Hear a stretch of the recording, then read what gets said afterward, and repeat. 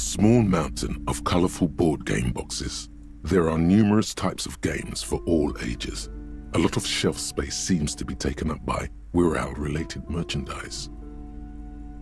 Wonderful board games, sir. The Viticulturist is a classic for sure, or perhaps you'd like Archipelagos of Insulinda, a very educational game for those interested in geography. Graubritter is a fun game of economic competition, but can get quite intense after a while. We have games for the whole family. You can play with your children. Who are you going to play board games with? Do you have friends or family?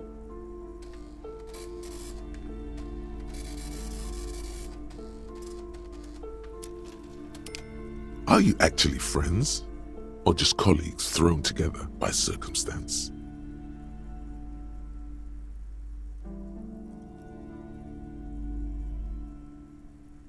Friends are technically like family. For playing with friends, I'd recommend Suzerainty. It's a civilization building game where you build a civilization, then set off to brutally colonize and repress other civilizations. It'll cost 12 real. Lousy auras there. No, role-playing games are popular among those types. You know, who are into those kind of things. Personally, I don't like it. Not at all. I've heard they turn people into occult enthusiasts. That they have rituals where they try to summon entities. Highly immoral stuff. You can still buy them though. An endless variety of source books, lore books, and codices litter the table. The topmost book is titled Welkin. There's also a large hardbound tome with intricate cover art, The Hunters of Katawak, Boreal Creature Compendium. Books in a board game section? Who wants to read books? There's a box that says Wirral 3rd edition Mega Setting Supplements Module. The side panel notes, a fantastique adventure board game, new maps and miniatures.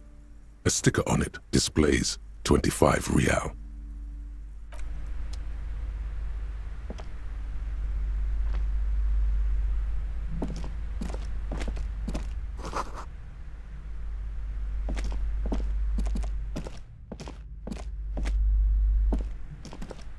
Welcome to Crime, Romance and Biographies of Famous People. My name is Place. Be welcome, and please take responsibility for the energy you bring into this space.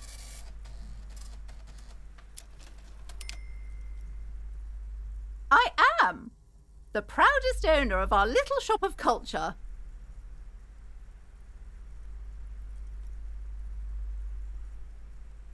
Annette, yes, my daughter. I hope she wasn't slacking off again with her nose in science fiction. Tell me, was she at her post doing her job like a proper girl? Wonderful! Did you talk to her?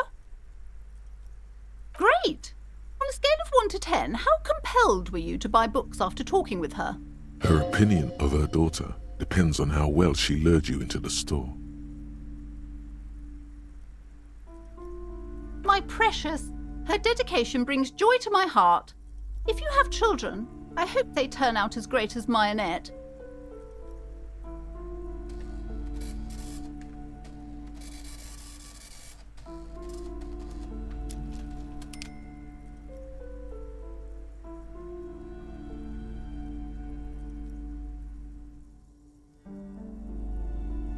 As a young girl should be, with the proper attitude, she'll have a bright financial future. The woman before you scans the store, her shoulders rigid and tense. Every now and then, she nudges her glasses.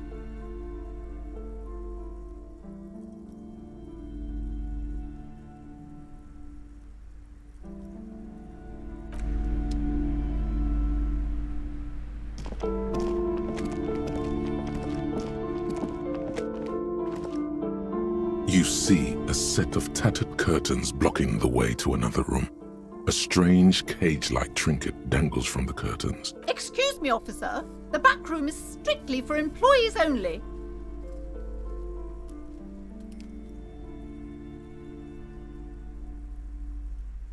Nothing.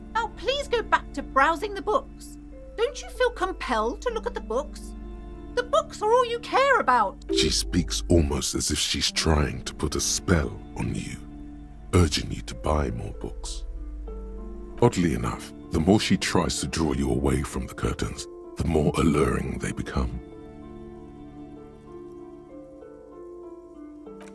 You see some kind of charm, an irregular polyhedron assembled from bones, sticks, and straw. Inside, a disturbing fish head with empty eye sockets stares at you. This is a traditional Seminese ward, meant to provide protection against ill luck, bad dreams, curses, and other supernatural scourges. Inhabitants of Ile-de-Fantôme, the Seminine Islands down south. Aside from poking at it suspiciously, there is nothing else to do with the fish head charm at this time. The curtains remain shut before you.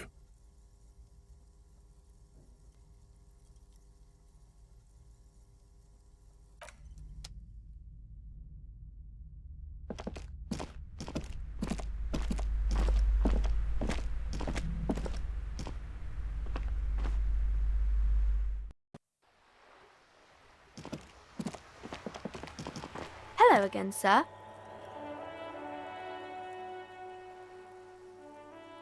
Oh, kings and queens and generals of old, or artists and writers, or musicians, those kinds of people. There's usually something extraordinary about them. I think that's why people read them, to find the secrets of their fame. Seems like most people who read those books fail to get more famous from reading them. But it does make the famous people more famous.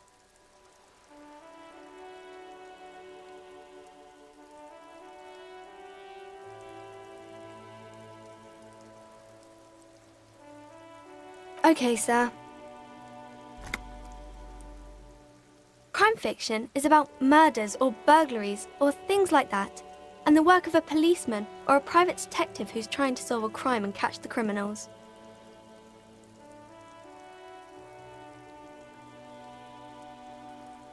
It's exciting to people, I guess.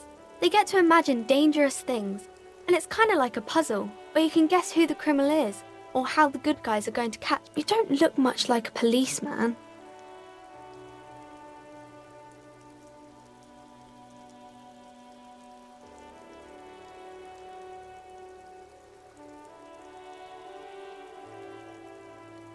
Didn't mean to offend, sir. Sorry, sir. It's just that you don't look like Dick Mullen.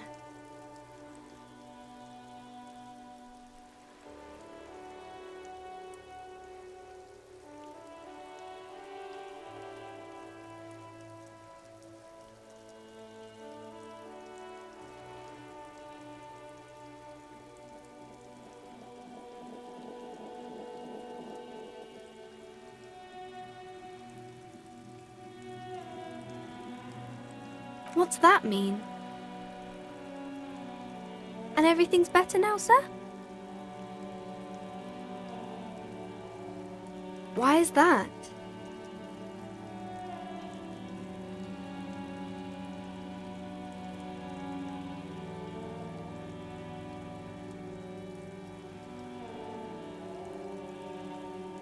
Sir, please, sir, don't say things like that. You look nice enough. Don't be sad, sir. I'm sorry I said that thing about Dick Mullen.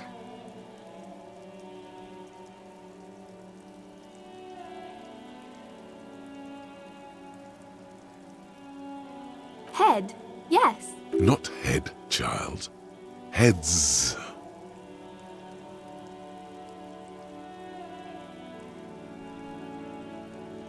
Isn't that very dangerous?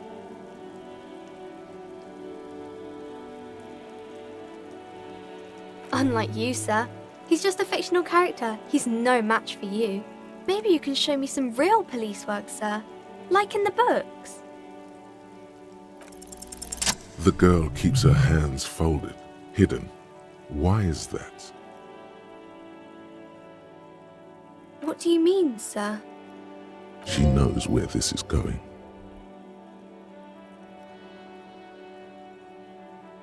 She looks around anxiously.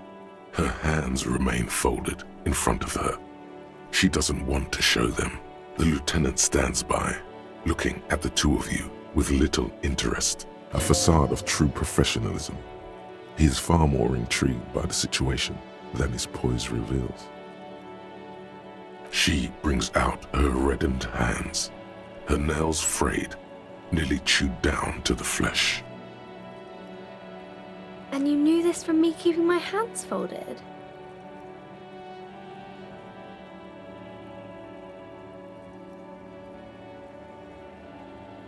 Well, that proves nothing. Anyone could do an easy deduction like that.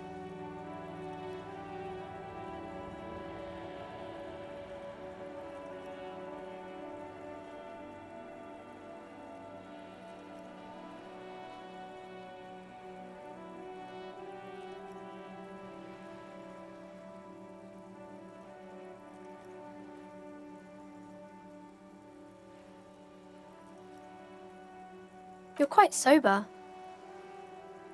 The lieutenant does not flinch at the comment. He does not flinch even a single bit. He is intensely not flinching. It takes effort.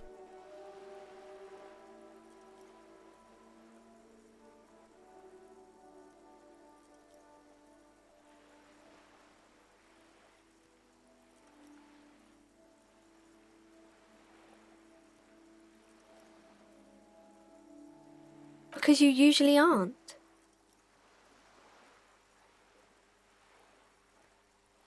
I sure hope you are, sir. There she stands, swaying on her feet, assaulted by the early spring breeze. She smiles at you. The whole situation suddenly feels familiar, somehow. Because you know each other. She's been talking to you so openly because you've talked before.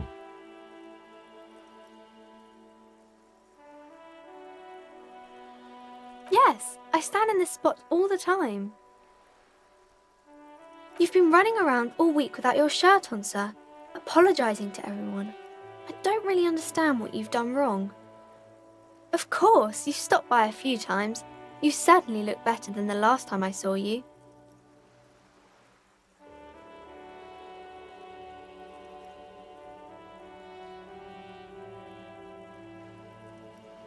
Yeah, but you don't have party eyes anymore. Party eyes. Yes, of course. That makes sense. I'm not surprised children have seen you running around with party eyes on, he thinks. Not at all. You know, like a cat in the dark, all big and wide-eyed. It certainly looks odd on a man. The swiveling eyes of a loony drug addict. That is what she meant. You were probably gurning too.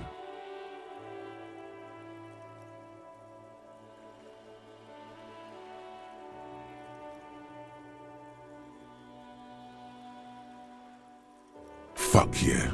You should get some party eyes right now. Snap those sequins on you, boy.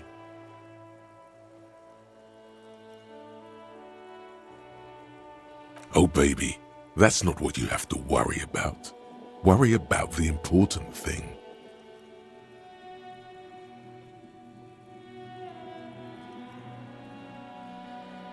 I didn't know I had to do that.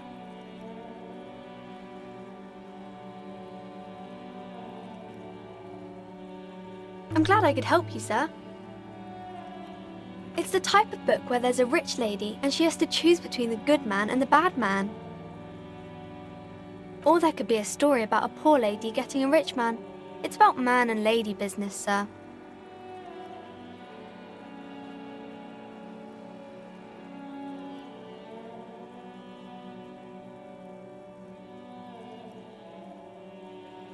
It happens, but usually the guy gets rich in the process, or should actually be rich himself, but has lost his family property unjustly, like during the revolution or something.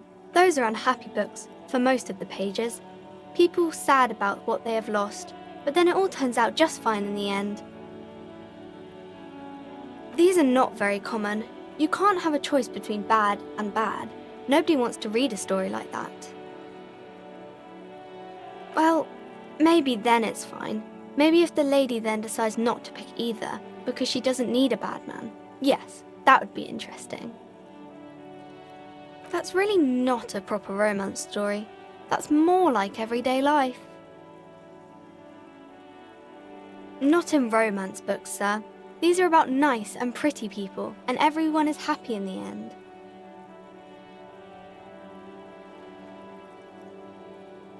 I haven't read many of those. Maybe you should ask Mum.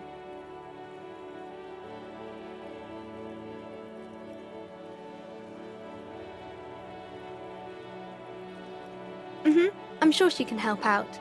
Anything else you're curious about? Maybe some about other books?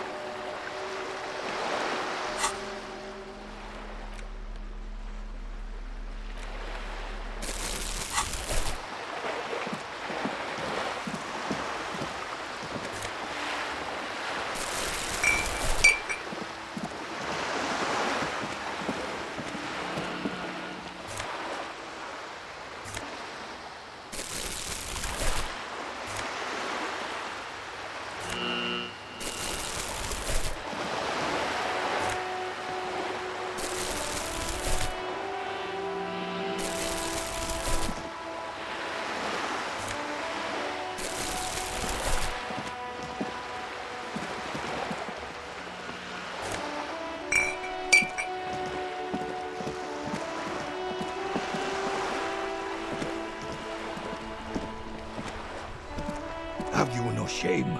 Whining about your back every time you bring out the measuring tape. René, you're a man with a fork in a world of soup. Please, let's just try to enjoy the game. I'm trying to, but you keep breaking my concentration. You're old. I can see that. We're both old. Now stop grabbing your ass like it's a girl. These manly men are playing balls. This is a ball game. Grab a ball and play it. Don't ask questions. Shoot first. Ask questions never. No, you got this. There's the ball. You're the game.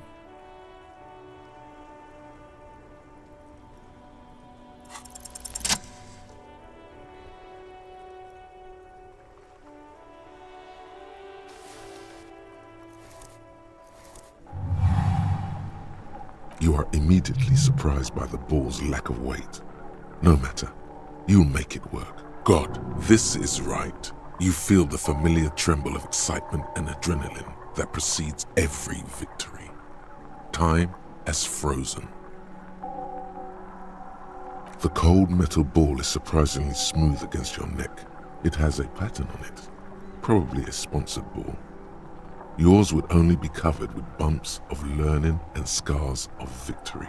Already your muscles are adjusting to the weight, the nervous system calibrating, until you and the ball have merged into a single entity. The man ball is ready. A chilly breeze ruffles your hair as you stand there, feet firmly planted. All sounds, smells, even the wind, everything fades until the only thing left is the union of man and ball. An embodiment of pure motion, a fine-tuned locomotor running at maximum efficiency. Some would still say you're a cop, but I guess we're beyond that now.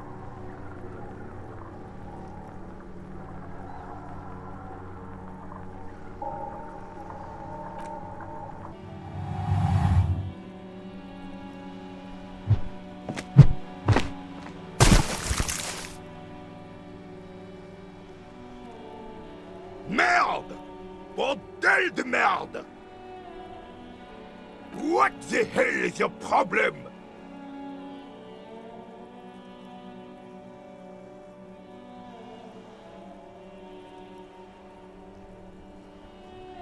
You vandalized our game, son!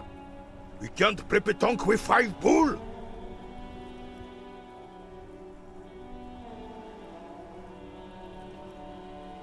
No, we are not good, goddammit! We want our bull back! Take it easy, René. This is just a misunderstanding, isn't it, officer? No harm done. Of course there's harm done, you orange slug! You owe us a goddamn bull!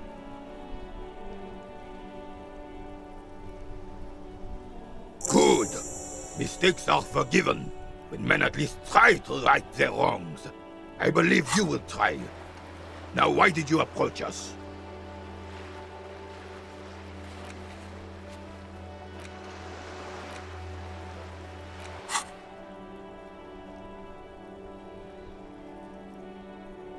Unfortunately, I don't. Unlike most of the locals, I have no qualms about assisting law enforcement, but this affair has passed me by completely. In Martinez, the union is the law, so can you really blame them? Cop is a pejorative term. I don't have a problem with policemen. On the contrary, I admire the effort to bring order to our streets.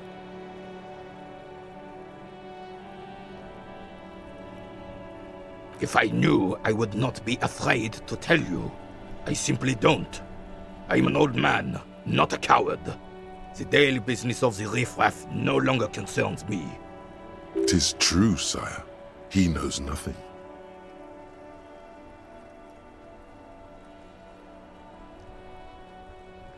Yes.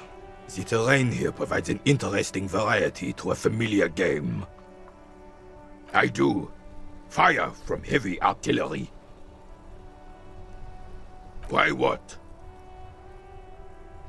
Because that's what happens when communards hijack your country, execute your supreme leadership, and turn your capital into a slaughterhouse. You use heavy ordnance to clean up your home.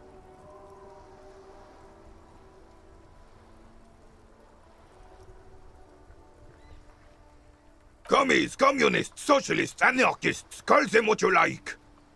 They just chose a name to feel special. Senseless sentimentality. Sadly, no. It was the foreigners who brought them to their knees. We fought valiantly. Too valiantly. So valiantly we got licked. Should have fought dirty, like they did with their suicide sex cult propaganda and mad anarchist women strapped to shrapnel bombs. We didn't though, and we lacked caliber. God bless him, but the suzerain's cannons simply weren't big enough.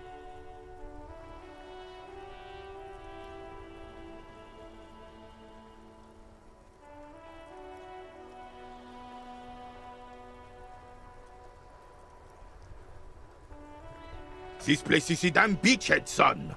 They had to soften the commies up first.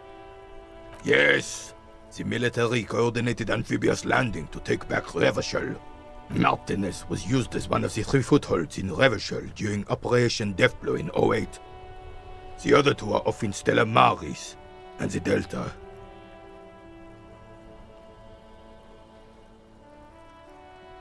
This here is Blood Ground, where coalition boots first made landfall and cleaned those rabid dogs out. Most likely, we're playing pétanque on their mangled corpses. Blood ground. You got old René going there. Like he isn't hungry enough already.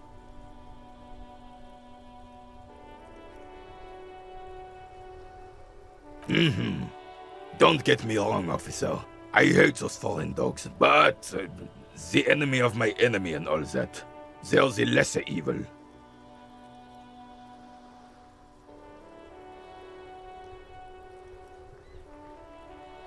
Damn right, son. They lit the fire of hell on the city before they stormed it. And it worked, too. The rest of the city got cleaned up, but Martinez they keep as a monument. And now the Union Socialists are practically running the place. Well, it's your own damn fault. You, we, the coalition, Revachol, whoever you want to blame, never finished the job. Officially, the party never surrendered. Of course they still all influence. You don't even begin to truly understand the players of the table, let alone the specific circumstances surrounding the... What do you think? Thinking men have opinions on these things. Present one.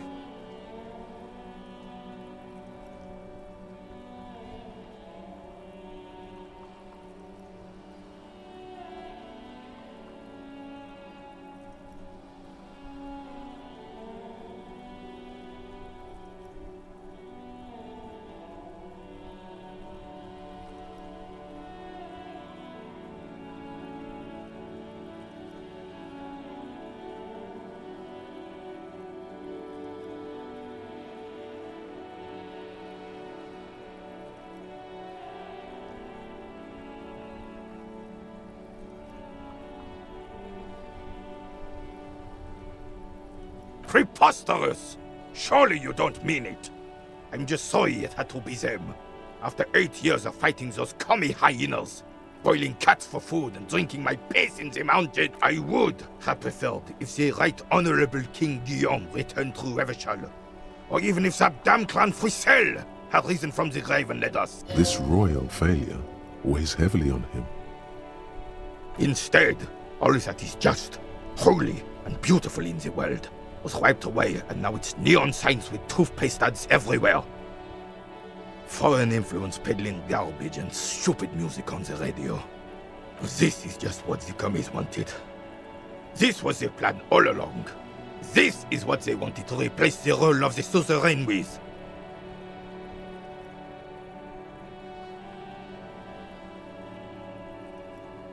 Damn Frisel. He was the king we couldn't protect. The Carabineers failed him, and the crown. He died in the hands of the Hyperlay, in a very public execution. He slouches as he says that. It makes him smaller, admitting they left the king to the mob. A true king in both blood and mind led Revachol before Frisel. He would have been better, but the damn commies drove him into exile. Some manner of self-deceit is present in his thinking. Sounds like this Guillaume abandoned him, and he doesn't want to admit it. The suzerain is the king! Has everyone forgotten already? They've forgotten already. It's no use talking to you. You were still in Daddy's balls when it happened. When we took our last stand against the filth and rode the cavalry straight into gunfire.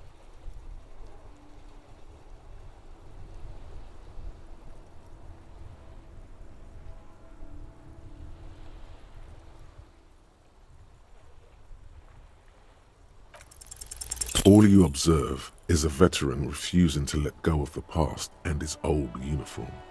This is the uniform of the Royal Carabineers in service of Frisel I, Guillaume le Lion, and the valiant King Philip V before him. Don't you mean Frisel the Fan? You do not speak his name, Craven, although he was a clown.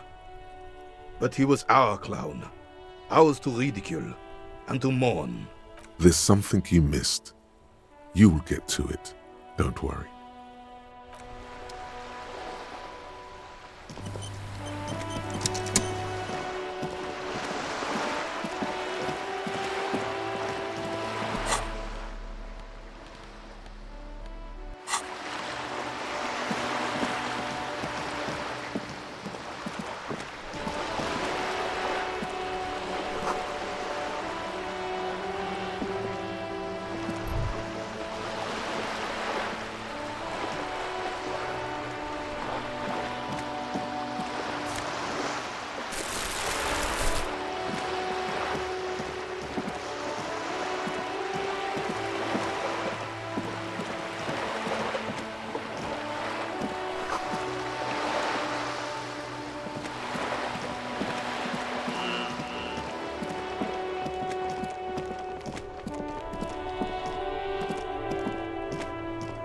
The dented yellow mailbox greets you with it.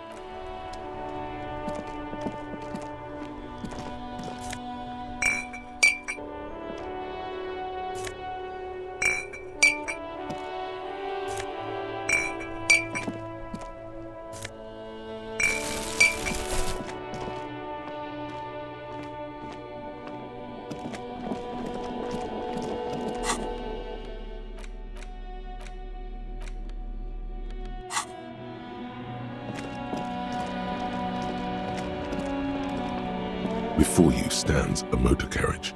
The bodywork is covered in blue and white livery. Vapor emanates from the large engine on the back of the vehicle. It hasn't had time to cool off yet. This must be the infernal machine that tore you from oblivion. In the cabin, you are welcomed by a set of steering levers, a radio microphone on a hook, a pull-out toolbox under the seat, and the soft glow of the fuel preheater gauge. This is the Caprice Kinema, my motor carriage. You can use the toolbox and the radio if you'd like. Motor carriage, motor carriage. Something bad with a motor carriage. A dark lump rises in your throat.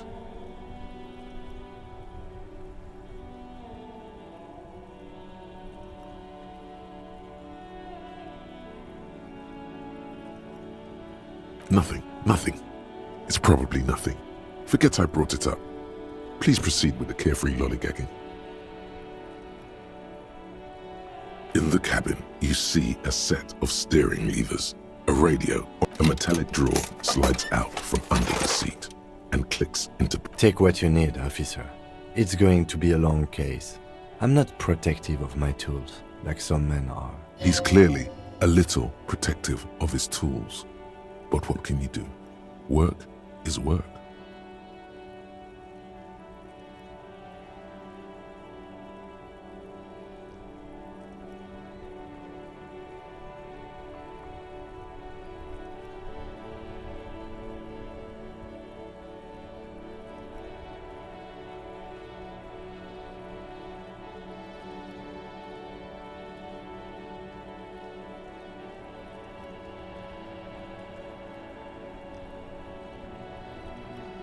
The handles are long and sleek. Snap, snap, go the cutters in your hand. You can do good work with these. Cut chains, locks, and ropes, especially belts. The pry bar feels nice and cold in your hand, heavier than you'd think, useful for opening all sorts of doors and lids. It's robust, weatherproof, and well-made. Police issue. Lets you see things in the dark you would otherwise miss. The pull-out toolbox slides back into its nest. Preheater gauge casts the frequency tableau, lights up, and the green button labeled Prime Line glows like a feline eye. And then you hear something. The soft purr of electrical kittens. Radio waves cast far and wide over the metropolis. A woman's voice greets you. This is Precinct 57. Hello, Lieutenant. How may I assist you? Hello, Alice. Please assist our colleague from the 41st precinct here. I'm putting him on. Operating the radio is easy. Just be confident. You've probably done it 1,000 times. This is Officer Alice Demetri, Precinct 57. How may I assist you? Under the green prime line, a yellow saved button catches your eye. You wonder what the lieutenant's default radio station is.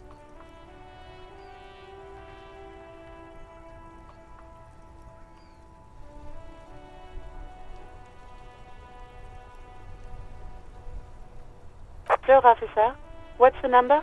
And the make of the armor, if you know it. Got it. I'll contact the ICP database immediately. Call back tomorrow. Hopefully they'll have dug up something useful by then. The International Collaboration Police, ICP, is an inter-Isolari law enforcement service, the crown jewel in the moral intern diadem, alongside EPIS and the coalition government.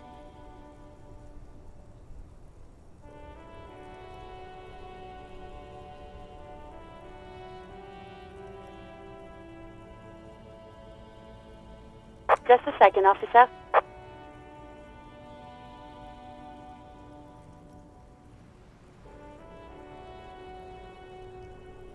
10-2, 10-5. This is 41st. Come in. Over. A scrawny old man sits in a dusty cubicle, smoking, with a large white rectangle sewn on his vest. In front of him is a box-shaped apparatus with an array of wires and antennas. The radio switchboard. The man uses relay code. You got this. You're a cop, and cops know relay code. 10-4, message received. 10-5, relay message. What's your status? Over. 10-18, state your message, sir.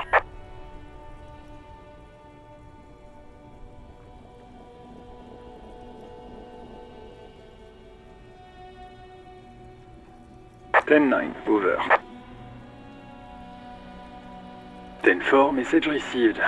This is a very serious situation. I need to 10-22 the captain. Over. Is it him? What does he want? Says he lost his badge and needs to report it. He what? He lost his badge? Who lost his badge? Dick fucking Mullen. Who do you think? It's Officer Dick Mullen from the bestseller Dick Mullen and the Lost Identity. Dick Mullen is not your name. It's the name of a fictional detective who would not lose his badge. Defend yourself. Immediately. They're laughing at you.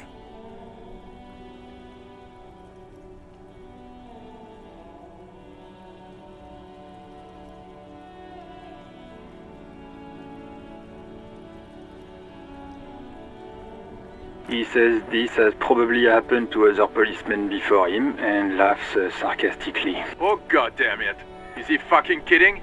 The whole station's gonna be dicked for this. Satellite Officer Vikmar is wondering if you might be joking and adds that this tarnishes the reputation of the entire station. Over. Mullen dicked us.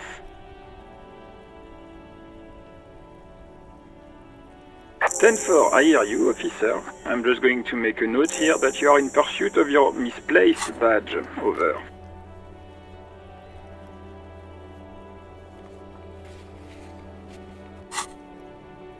Fuck me. Mac, come here. You've got to hear this. Dick Mullen lost his badge. What's going on? Super Cop here lost his badge. He lost his what now? His badge. He lost his goddamn fucking badge.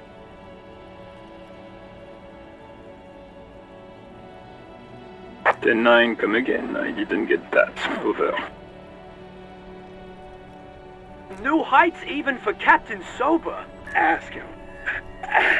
Ask him if he's lost his gun too. Sergeant Orson wants to know if you lost your gun too. Oh, fuck.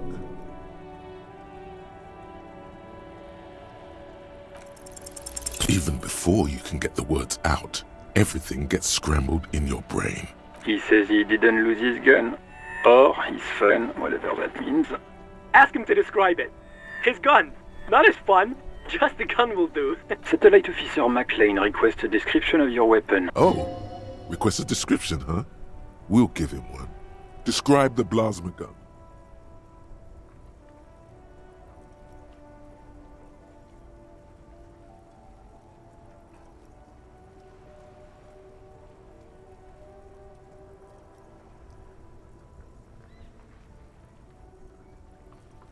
It's a single shot kill A9. And Says it's a kill 9mm Armistice? What, is he a fucking... Clearly. Dear God, he lost his gun. Oh my, I can't. This isn't really a laughing matter. Mac can face a giant of Coco Nur by himself. But Disco here made him piss his pants. Oh, I can't. Fuck. He lost his... Ask him if he's still got it. I'm not going to. Ask him. Sergeant Orson here is wondering if you are still in possession of your genitalia. Over.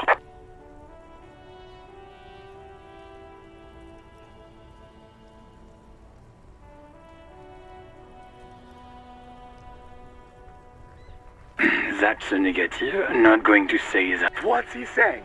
Share with the class. He said he sodomized your mother. The prick ate Mama's vanilla waffles at the captain's birthday party. Some nerve he's got. Sure her vanilla waffles were the only thing he ate? Shut up, Chester. This isn't funny. This is my mom we're talking about. Tell him to apologize right... Sergeant Orson requests that you apologize for the claims you made about it. Mac, he says you shouldn't have antagonized the Firewalker in the first place. Who?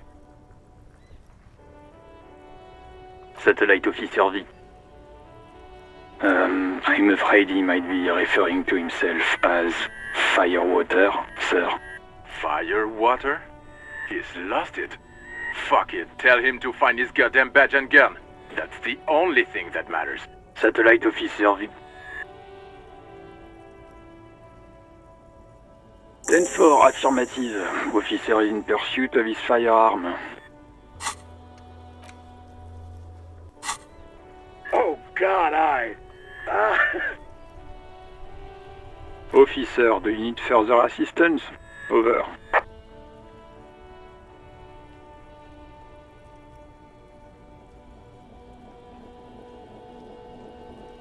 Ten 4, I hear you. I don't have the authority to venture. What does he want now? He's asking for money. Is he fucking kidding? I don't think he is. Don't give that asshole anything. He's just gonna drink it all. Right, that's a negative on the additional funds, sir. Over.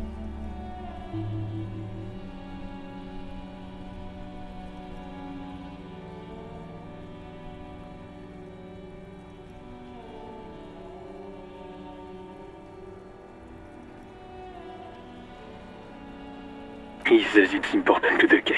He isn't getting a red cent. You can tell him that. Request denied, sir. Over. Anything else, sir? Over. Okay, 10-4, sir. I hear you. Relay your question. Over. Wait. Before you say anything stupid, think it through. You're going to be looking at a straitjacket if you tell everyone you lost your memory. Be smart about this. Ask if he... 10-4, sir. I'm not hearing your question.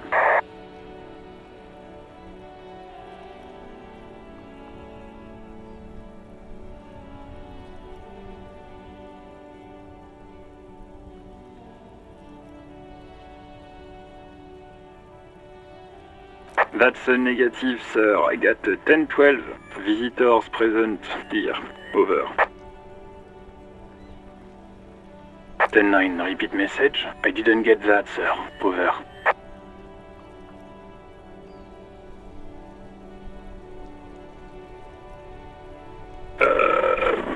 What? What is it? What can he possibly... He seems intoxicated and keeps asking me to call him by his name. Mullen's drunk and emotionally aggressive. That's new. Wrap it up. Don't indulge in his drunken antics.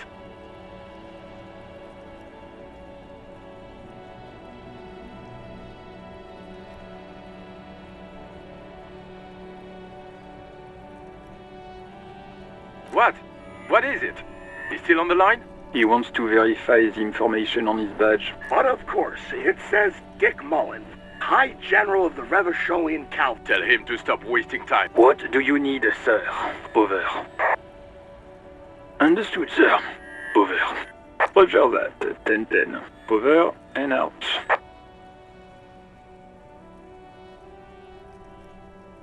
As you tap on the gauge, the indicator pin jerks as if startled. It's in the large orange sector, indicating the engine is warm. Next to the gauge is a red switch labeled heat. There's no use pressing the heat button.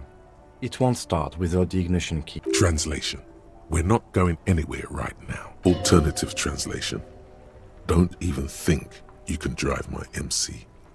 This is Precinct 57. How may I assist you? Of course. What is her number, officer? Yes, hold on. Her number is 005 1944 298. Received. Hold on, officer.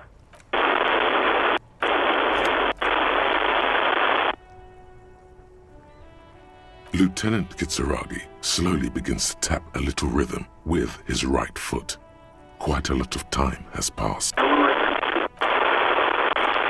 Officer, I have Sylvie Malaika on the line for you. Yes, hello?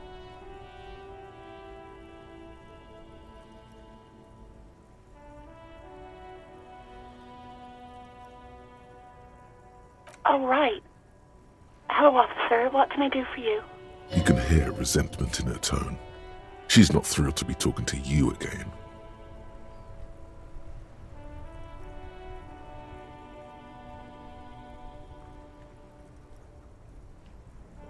There is no resentment in her tone. She wants you to ask her out. No question about it.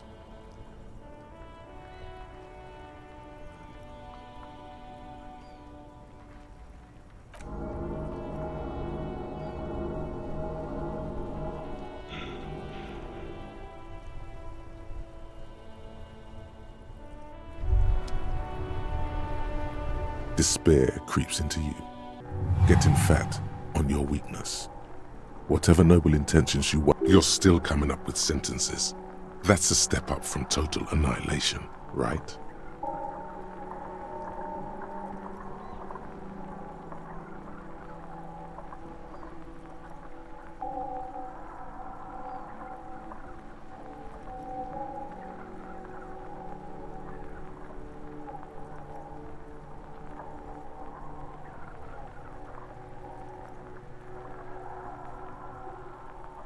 I don't dispute that you have been charged with protecting the people of a particularly challenging district, but poverty does not make one look. Nothing you can say would make you feel any better now. Cop gives up the detective genre for social realism.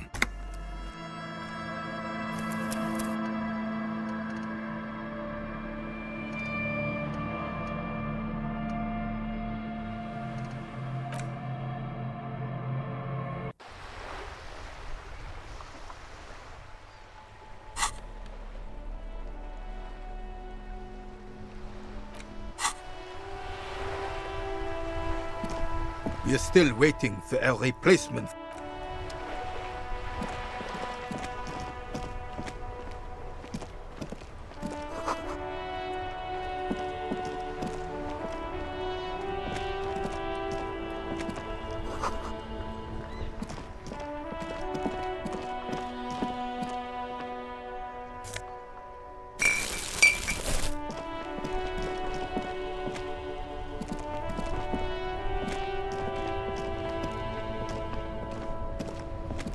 Before you stands vapor emanate. This must be in the cabin. You are welcomed by a set of steering levers, a radio microphone on a hook, a pull-out toolbox under the seat, and the soft glow of the fuel preheater gauge. A metallic drawer slides out. Take what you need, officer. He's clearly a little. The bribe useful for opening the handles. You can do good work. It's robust. Lets you see the pull-out toolbox, the frequency tableau, the soft purr. This is Precinct 50. Hello, Alice. Operating the radio is easy. Just be confident. This is Officer Alice Demetri, Under the green prime line, a yellow... Of course. What is the number, officer? Yes. Received. Lieutenant... Officer... Yes, hello? Oh, right. You can hear there is no resentment in her tone. She wants you to ask her out. No question about it. No, not me.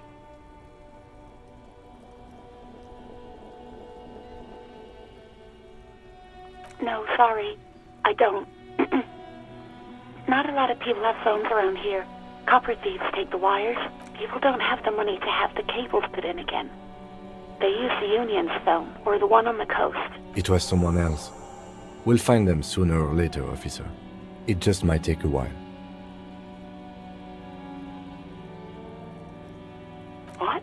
Of course it bothered me. But I thought the Union already knew about the corpse.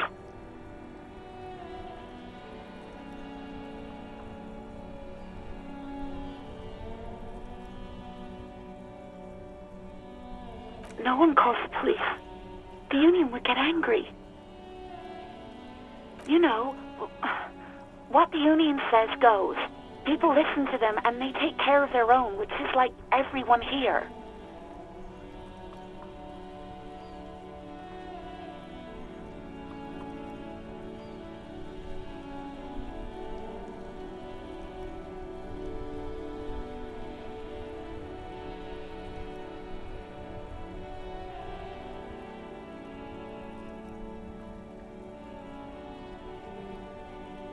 Legally, no.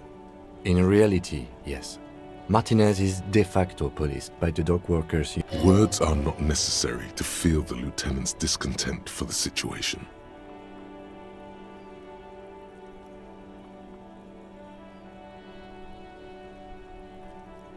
I don't know what to tell you, officer. I didn't call you because I didn't want to get in trouble with the others. With the union. I'm sorry about that. Yeah, go on. You mean, why did I leave the bar? Honestly, I'm not really comfortable discussing it with you, sir.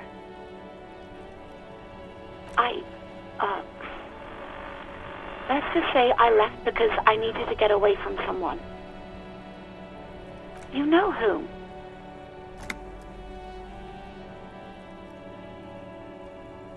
Maybe, I don't know.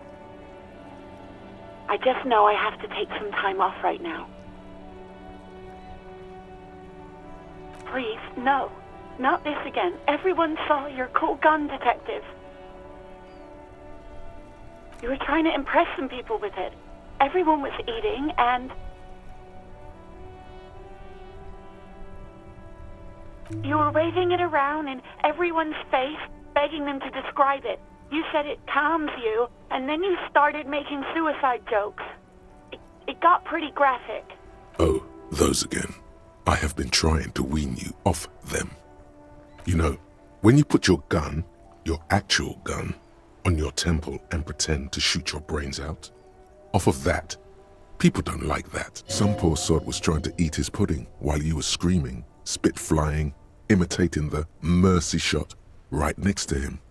Spat some in his food. I don't think he touched it after.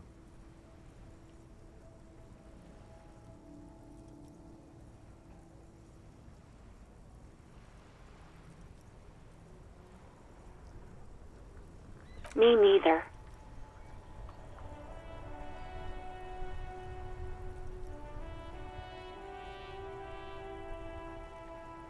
There is silence on the other end of the line. No idea. All I know is next you were waving around money instead, saying things like, big bucks cannot lie, and guns can't buy money, but money can always buy guns. It almost looked like you pawned it. But believe me, I did not ask. I do hope so. Please, don't call me again. Bye. Yes, you have obviously done something to upset her at the Whirling in Rags, when she was still working there. I'm not mad, it's just... you were so drunk and so emotional all the time, and then the skua thing happened. It just made me want to quit. Yes, obviously. You were the worst client I've ever seen. And I have seen so many assholes in this place. I've had sailors fighting, union guys grabbing my ass, kids stealing booze. Once a guy was glued to the karaoke machine every night for 2 months. But you, well, you were worse than all of them. Honestly, you were getting borderline aggressive. Even about little things like not turning down the volume at 3 a.m. I even liked one of those songs you kept listening to on repeat. No more. I hate it now. We Go On by the 00. I can't listen to it anymore. You've turned it into a parody. To hell with that song. Then there was your room. Your project. An experiment to see how bad it can get in there. I tried to send the cleaner, but you wouldn't let me. Threatened to make me understand. I had no idea what you meant. And I don't want to know. And then you scream something about how you're a piece of shit human being, and why does anyone even let you work as a policeman? That you'd fire yourself, but you can't even do that. And then I had to deal with your toilet.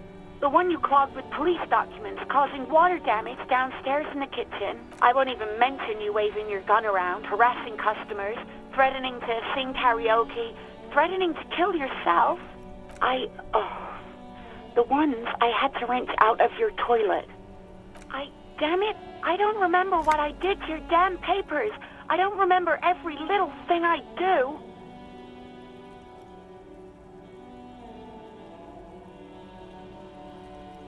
Especially when there's a hurricane loose. It's your fault for losing them, not mine. Something in you wants to immediately forget about this, as if there was a reason you threw them away.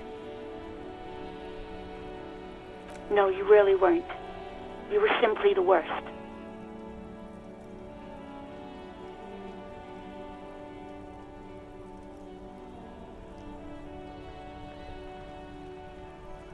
God, I knew I shouldn't have brought it up.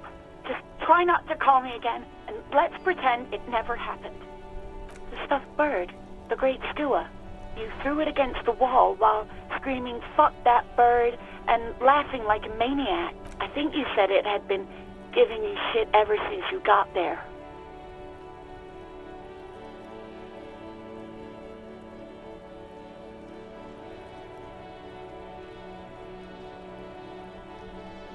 It was a pretty bird, there since I started working in whirling. I really liked her. We call her Scotty. There's genuine sadness in her voice. You hear a sigh of relief on the other end of the radio. Wordless.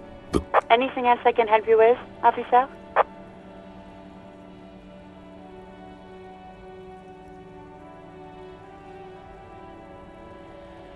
Sure, officer. Got it. I'll contact the ICP database immediately. The International Collaboration Police, ICP, is an inter-Isolari law enforcement service. Just a second. Sylvie Malaika on the line. Yes. Hello? Oh, great. What else do you need, detective?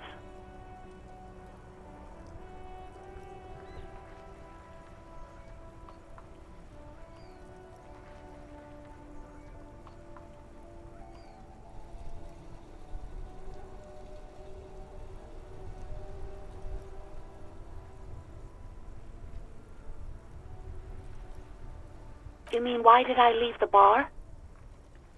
Honestly, I'm not, maybe, I don't know. You hear the... Anything else I can help you with, officer? No, and I doubt they'll get back to me before tomorrow morning. Anything else?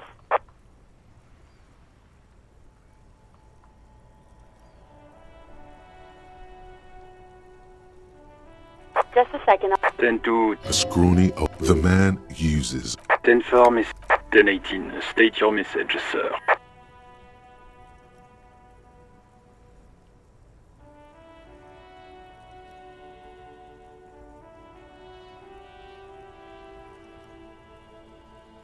Roger that. 10-10. Over and out. The white suede feels luxurious under the touch, and the metal clutch handle so very familiar in your palm. This is the Kupris kinema. Motor carriage, motor carriage. Something bad with a motor carriage. A dark lump rises in your throat. Nothing, nothing. It's probably nothing. Forget I brought it up. Please proceed with the carefree lollygagging.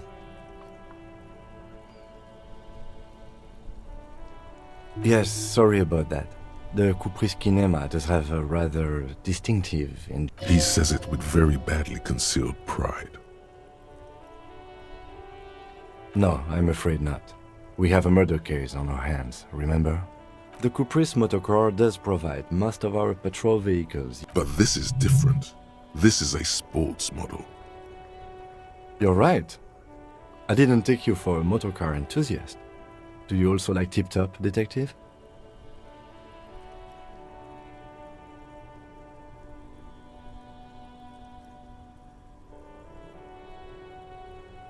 An inter-Isolari racing series. You should definitely give it a go if you like motor carriages. It has fantastic competition. In the cabin, you see a... Hey, so we've been monitoring you internally, and now we know your Copo type.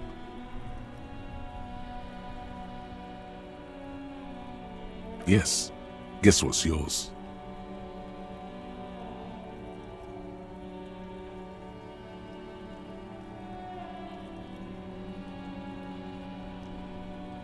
No, you're the sorry cop.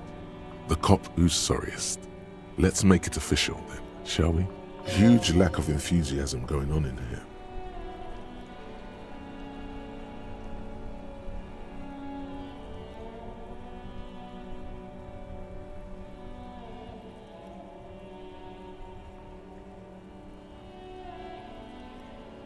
Oh, you know, Apocalypse, Superstellar, the advanced interesting cop, Liquid Shadow cop.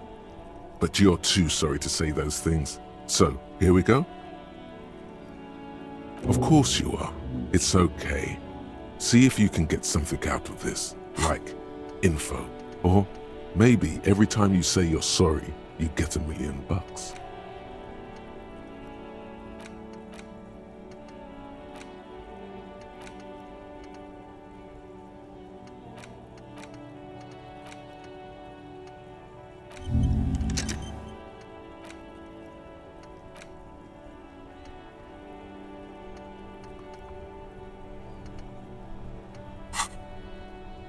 That won't happen.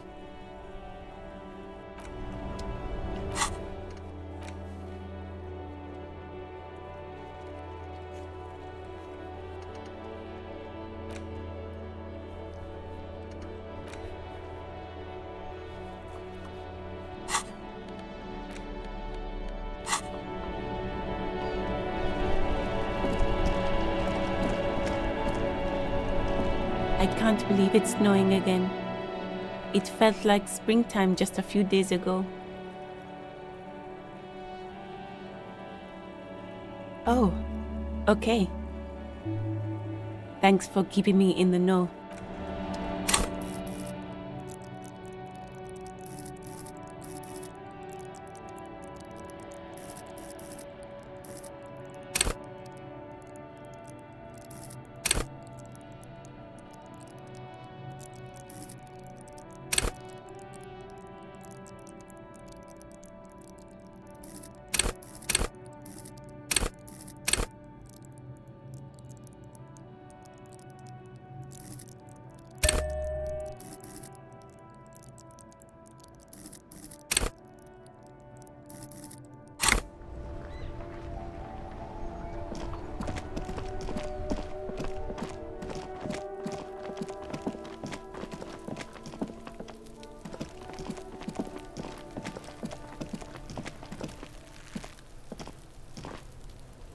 The man before you is naked, but for a pair of...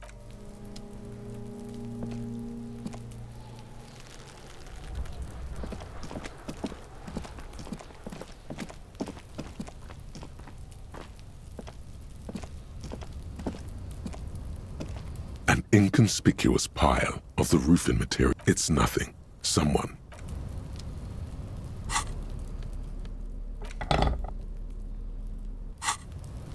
An inconspicuous pile.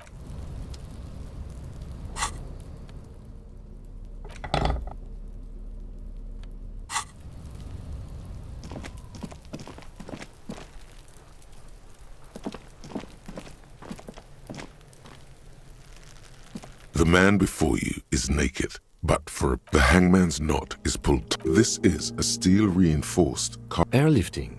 I thought it was used on lorries first. No, you're right. The harbor uses 6. The brief suggested as much. Politically motivated by the ongoing strike.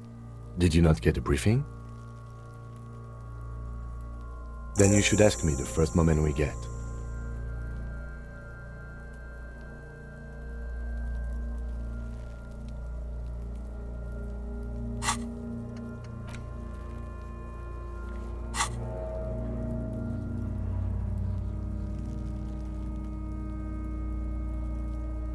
The cadaver hangs from the cargo belt, limbs limp and torso covered in tattoos.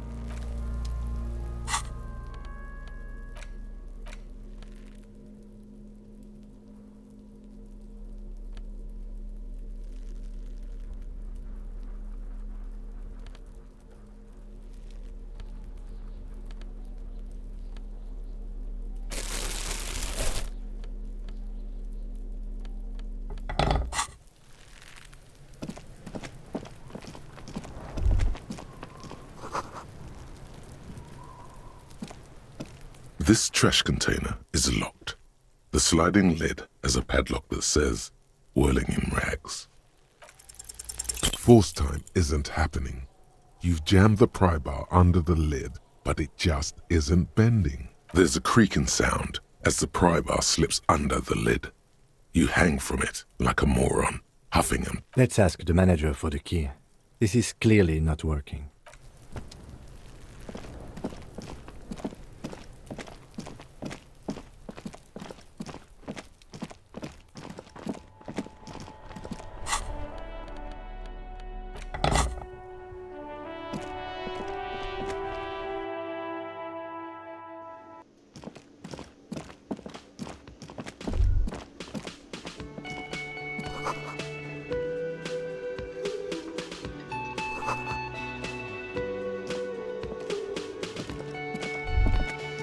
Can I help you?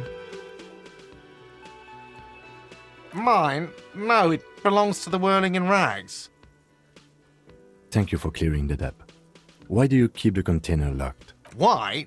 To keep the hobos and drunks out. That's why. And the neighbors too. They put their trash there and they don't pay for the garbage company. I thought as much. And are you the only party with access to the trash container? Well, yes. Us and the garbage disposal company. It seems a little callous, doesn't it? Something stirs in you. Prod at him and find out.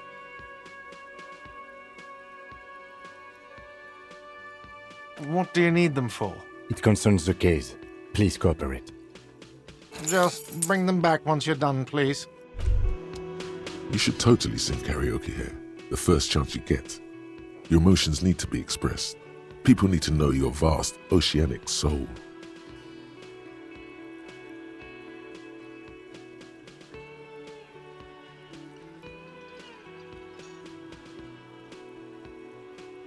Exactly. It's measured, level-headed, and it needs to be heard through a PA system by other people. You should sing the sad small church song from that tape you found. Thought it was obvious.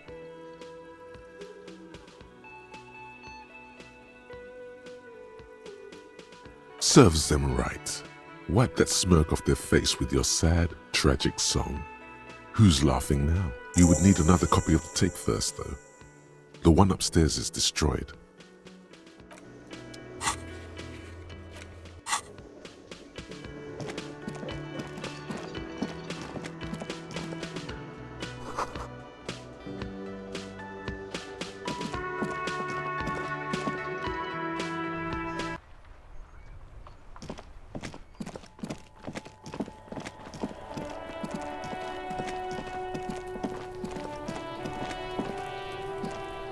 This trash container with a well-oiled don't.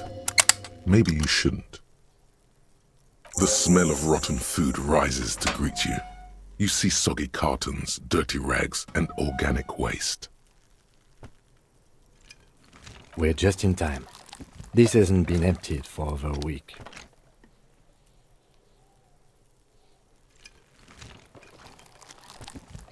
You see milk and egg rest with one broken egg in it. Some pasta. You've done this before.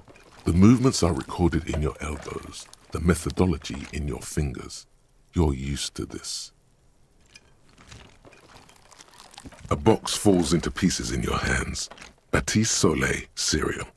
There are plastic pasta packages. Among the threadbare kitchen towels, something catches your eye. A pair of denim. As the legs of the slime-covered jeans begin to unspool from the garbage, a rank corpse smell fills the air. The victim's clothes? Cadaverine odor is faint. If these belong to the deceased, they were removed when he was drop them in here, officer. Guitar-marked blue jeans.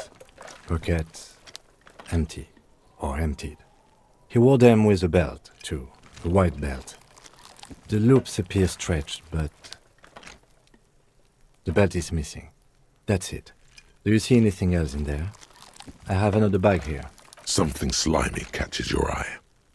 A drab, long-sleeved shirt, olive-colored, appears from the food waste, dripping with pus. This is a military-type overgarment. No label or serial number. This is the kind of rib-knit shirt that's worn over light armor to conceal it in an urban scenario. The rest of the rags are just kitchen variety waste. A yellow old mug that catches your eye. But other than that... All right. We should go to Gart again and ask if he knows who put the clothes in the trash. It could be as simple as someone from the hostel cleaning the yard. Or that one. I'd advise against confronting that force.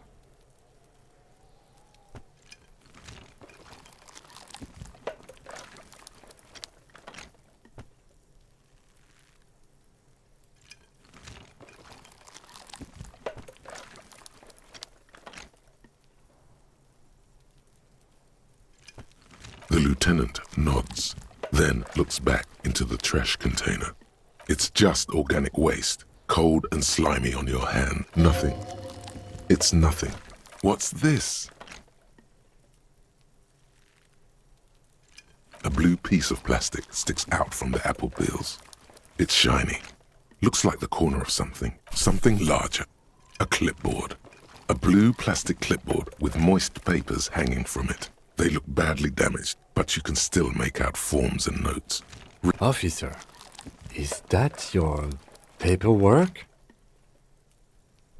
It is. Look, the plastic has the RCM street grid on it. You've even got an autopsy form in there. If you don't mind my asking, how could you have let your paperwork end up in the trash?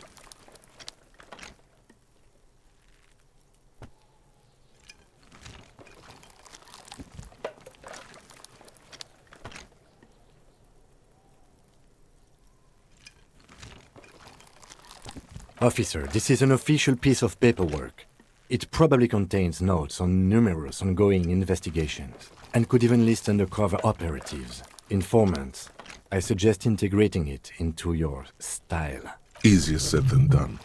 How could this pathetic cabbage of copy paper and plastic ever become très disco? It would also not hurt to start taking notes on the case. Now, tell me what your eagle eyes see. Or are we finished? Some items, such as the ledger you found, are interactable. Go to your inventory and select the Interact tab to read your paperwork.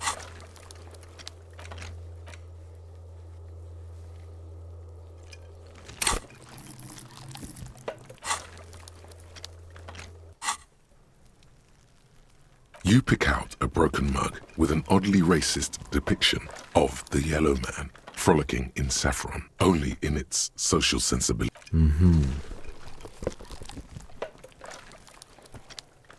The container sounds a muffled gong.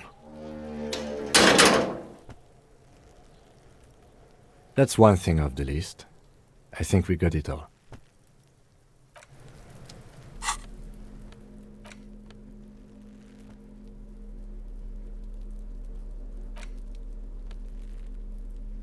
An intricate web of blue lines stretches across the torso. It still kind of looks like a map of the stars in the night sky, but gone. For you to discover. You've gotten as someone who knows about. It's the ledger you found in the trash. A pitiful cabbage of white and yellow papers hanging from plastic board, barely held together by a metal clip. There's a piece of toilet paper, or is it cleaning tissue? No, it's toilet paper. It's a metaphor for you. Below the pathetics, terror. Do not look into its blue heart. It's just toilet paper sticking to the back of the plastic clipboard. You can take it off if you want. Still wet, the toilet paper peels off the plastic easily. All you have to do is shake it off with your finger and voila! The ledger now looks marginally better. An aluminium block runs the width of the board, biting down on the paperwork. Its crocodile teeth are the only thing keeping the papers together. A regular pencil, the tip worn down to nothing, has been attached to the clip.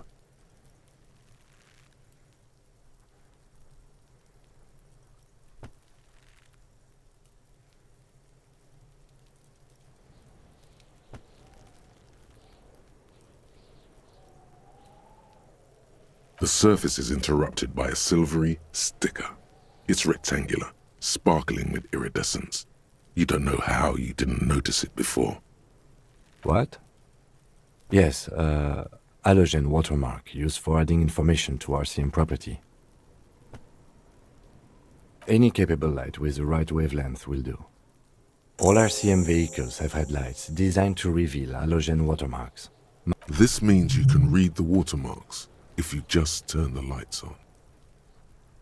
It depends. Aside from an anti-counterfeiting stamp, mine has my station number and address. How many years you've been on the force, he's thinking. It'll have that. Okay. While a bunch of sodden papers sag from the clipboard in your... They're not exactly white. They're yellowed in patches by sunlight and alcohol, and covered in dense blue handwriting. Ink escapes into watercolor patterns, reaching its tendrils across entire pages.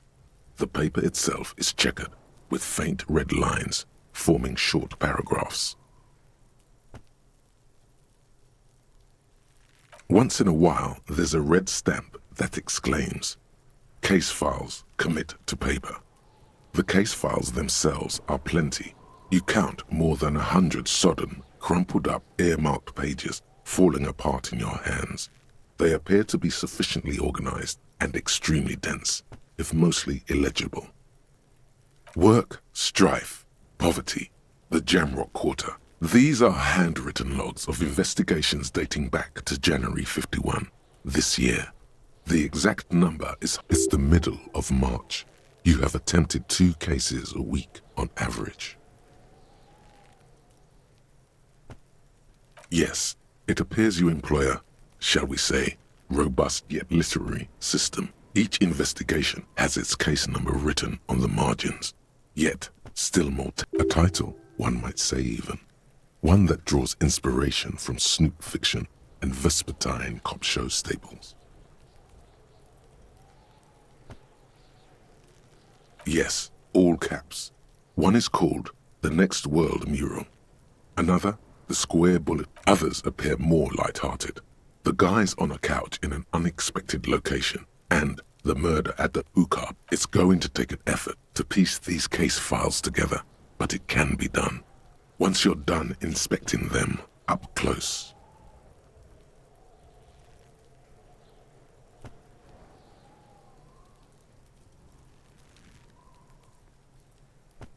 You mean the alphanumeric? Officer, precinct, time of arrival at the scene? Oh, you mean the titular? Yes, well, so do I. In our defense, almost everyone in the RCM does. It's a holdover from the early days of the RCM, right after the revolution, when the organization had little idea how to do things. It persists in an unofficial capacity. Officers use these titles to refer to their work among themselves. Again, in your defense, I seem to have named one the man with the hole in his head. That was a real person. His death was real. Still, I named it that. I pray his loved ones never find out. Rail spiked through the head. He died. It was a workplace accident. Huh? 2 complex cases to undertake is a lot, yes. You really have to push yourself. I would not suggest it, lest you start making mistakes.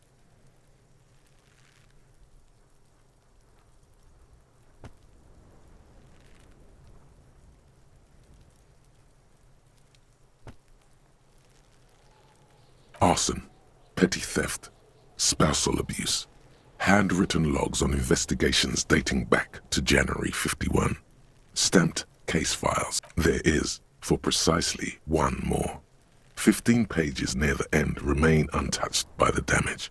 The checkered grid. Sadly, the ledger only comes with an old, worn-down lead pencil.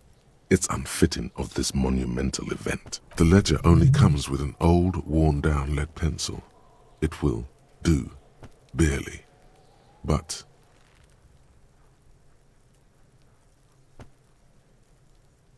The lieutenant looks at his blue notebook. 2 fat, shiny pens hang from the bind. He is not really saying anything, just standing there, looking at them. Know that I give this to you with resentment. The tasks you've completed flow out of the blue oblong pen in a brash freehand, uncannily similar to the rest of the letters. The wording comes easily. It's almost robotically simple, a language developed for mental rigor and simplicity.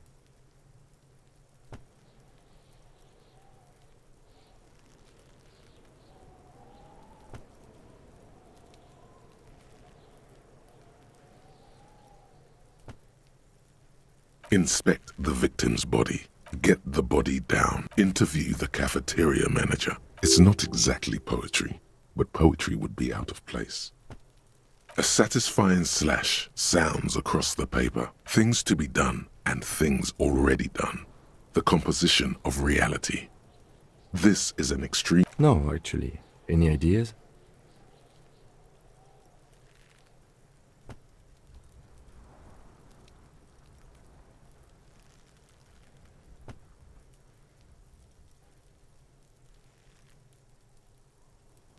Oh, well, then maybe I can suggest one. The Hanged Man. He really likes that name. Thank you.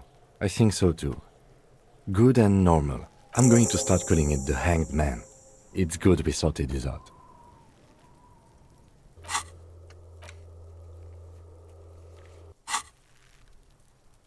You don't exactly close them, so much as distance yourself from the smelly papers.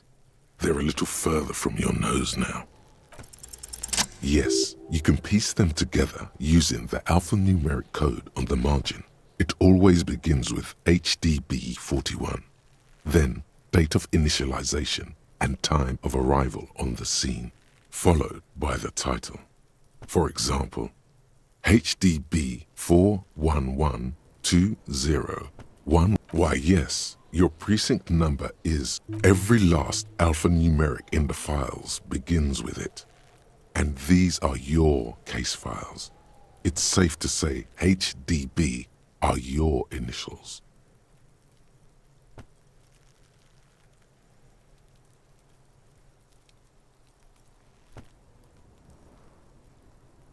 I got nothing here either.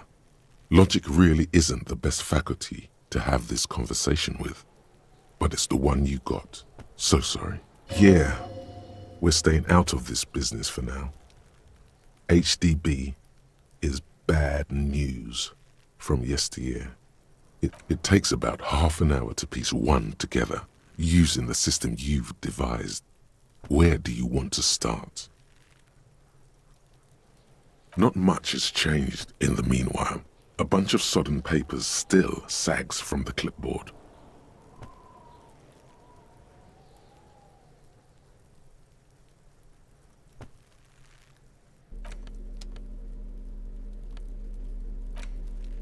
It's just a racist mug.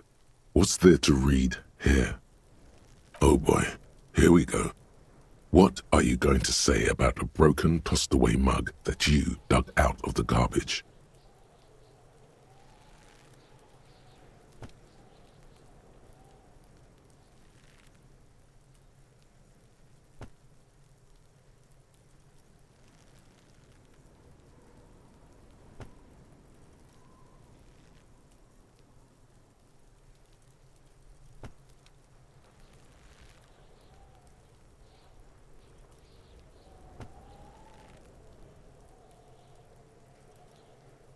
So again, you dug it out of the trash.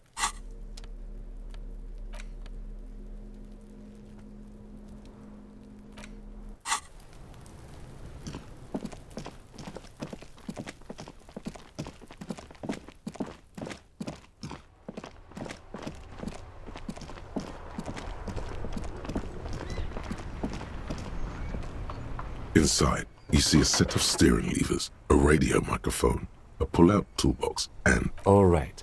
Ready? I turn, you press start. It's next... He's downplaying his excitement. The lieutenant is more than happy to show off his precious carriage.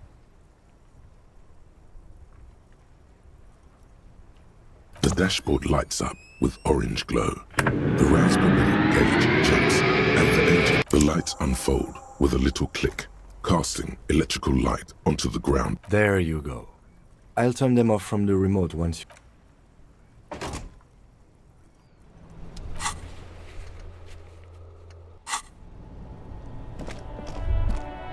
As you hold your ledger's clip under the headlamp, an iridescent hologram appears.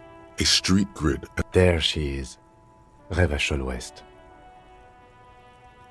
Around the borders of the watermark are dozens, no, hundreds of micro-perforations. There are many of them, and they are divided into 3 separate rows. The first row has 18 dots. The next is the longest. It runs all the way around the border, and thence there are so many it's hard to count. More than 100. The last row has 3 perforations.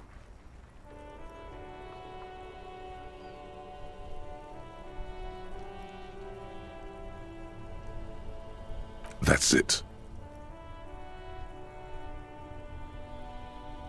Those are perforations. They represent your record as an officer of the RCM. They are your statistics, as it were. I should have guessed you'd keep a record. Officers often do. The first row represents your years of service. 18 years. Okay, not bad at all. What did you do before you volunteered?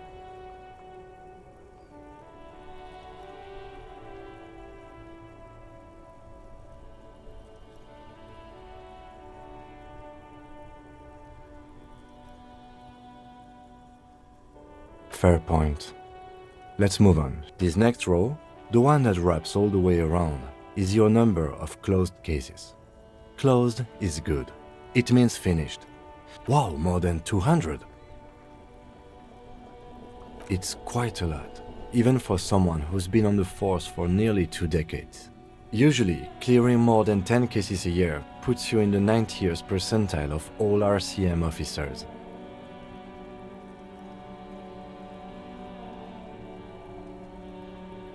Call it what you want. You were a valuable member of your precinct. Now, let's look at the last row. Right. Those are your confirmed kills.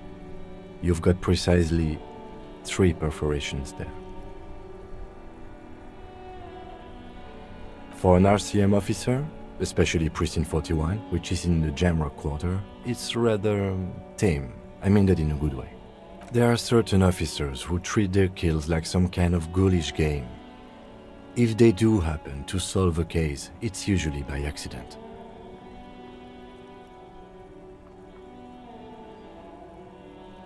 But it seems as though you are, or at least were, one of the good ones. So we have that to be thankful for.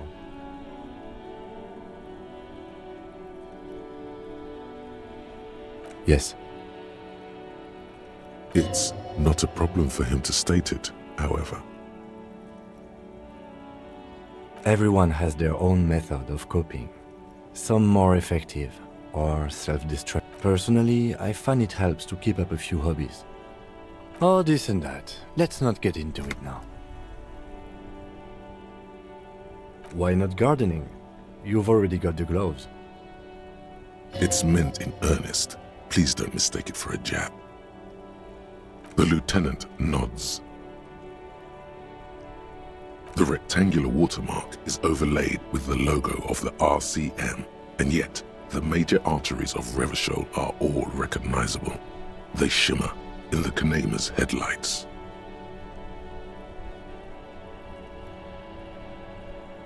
Let me see.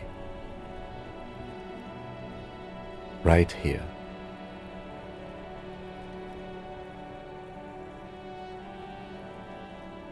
No, it does not. The rectangular watermark, a rat brazenly darts past you and disappears amongst the stopped lorries.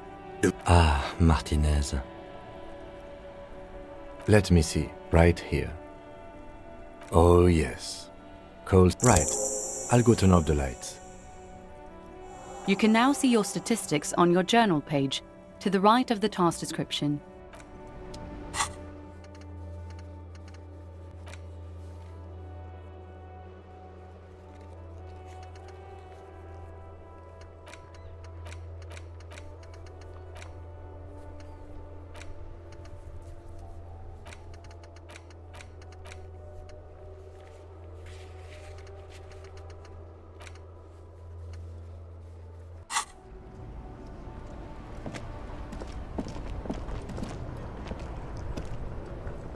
I am a gander and a hunter and a gatherer. A simple little cadence. He seems to be making it up as he goes. From another planet. Hey there. It's the jam, my man. It's a traffic jam for the ages. Harbor gates up the street are shut tight, no explanation given. Workers on strike, scabs agitating, an all-around clusterfuck. Meanwhile, we're all stuck here in long-haul limbo for days upon days upon days. Upon days. Feels like forever. Like I was born on this here roundabout and this was all I ever knew. Just me and the metal and the tires, the oil and the fumes of mazout.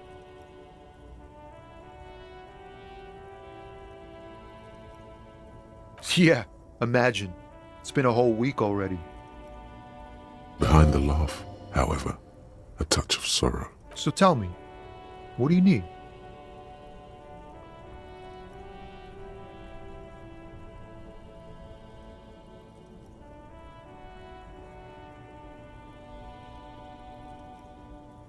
Nope, don't smoke. Some of the other drivers do, though. There's still a few around, waiting for the jam to disperse. Yup, nothing wrong with that statement. Your senses have nothing to add. You left the ask around. You could also check the kiosk down the street. Frit. With 3 T's. Rebishaw's weird. He ain't one of us drivers. I know that. All accounted for. Otherwise, I haven't really asked about that. It's easy to see he's telling the truth. He's kept his nose out of the dark stuff.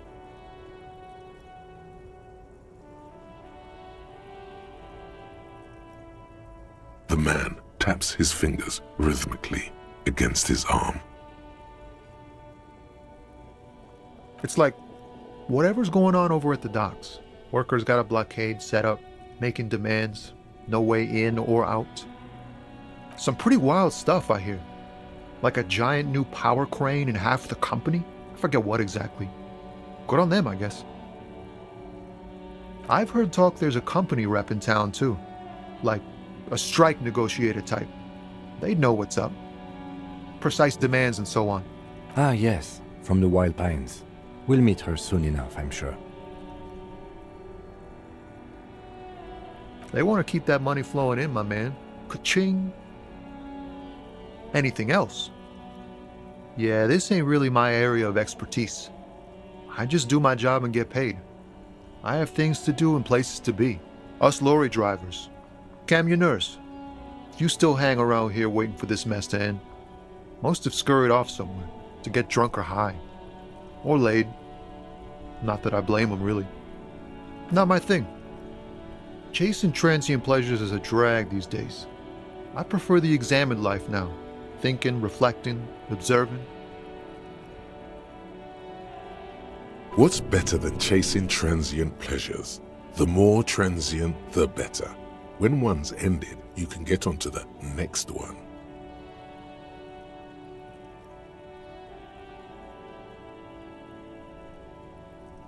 He tries his best to look nonchalant, but there's a rigidity in him, as if trying to conceal something warm and deep beneath a cool exterior.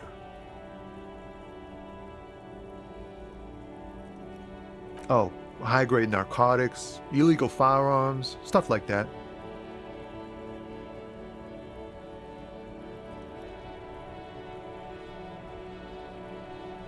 Can't even get a few jokes past you, my man.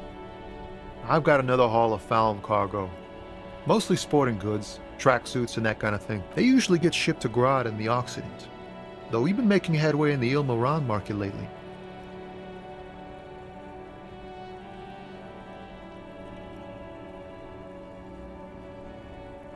Not unless they've illegalized sports equipment while I was on the road.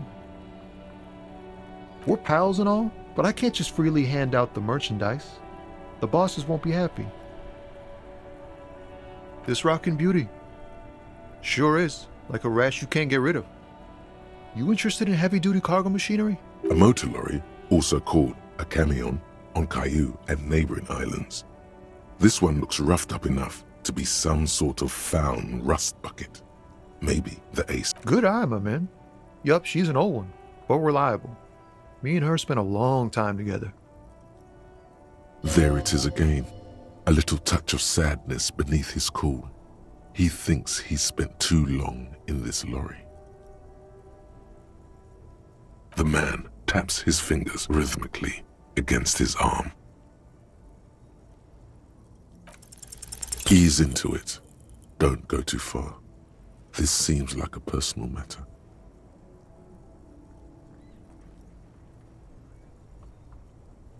I'm okay, man. Just... the jams got me down. The fumes, the chemicals. Maybe the full-on, direct approach wasn't correct. Damn. Don't be a stranger.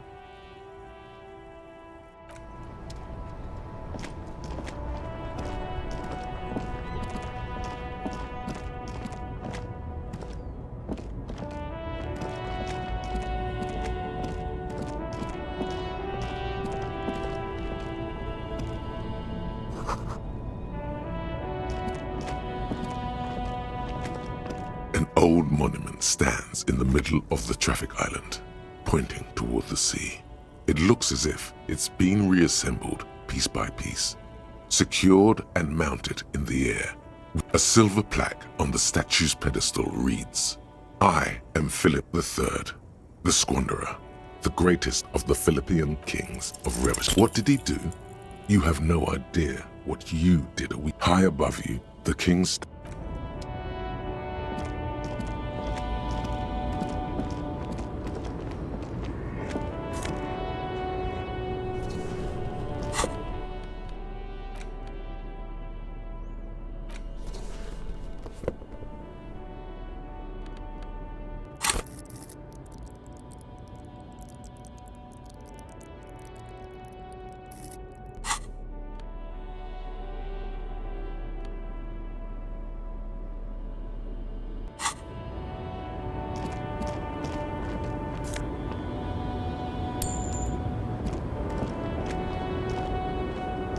small, wrinkled woman does not greet you. She nods along to something on her radio. A photograph is clutched in her. The photo, an ambrotype from the turn of the century, as gold. It's the warmth of a winter night's fire. Maybe she could give you comfort and shelter, some cigarettes and food money. Maybe she's your...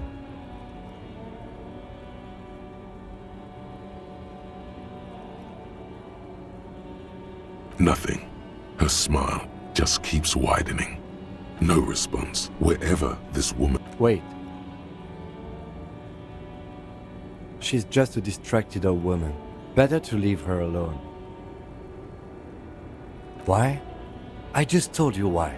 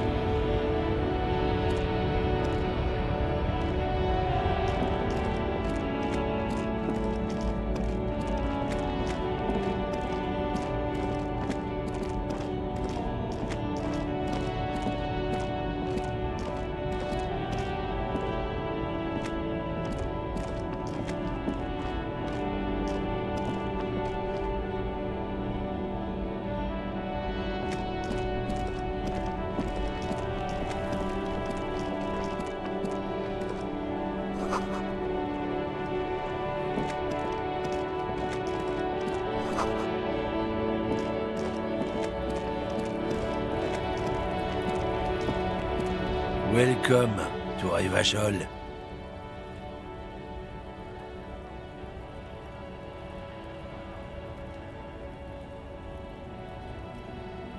Don't you welcome to Revachol me.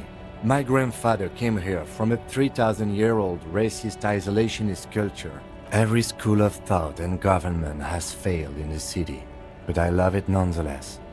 It belongs. It's men like you who keep Revachol divided, making it that much harder for everyone to climb out of this post-war limbo. Oh, come on, man. I just said welcome to Revachol. I know exactly what you meant. You think my kind doesn't belong here. But you see, I'm an officer of the RCM. It's actually my job to make sure you behave. I would advise you... Silence. The air between them becomes tense. Your partner needs backup. Now's your moment to shine.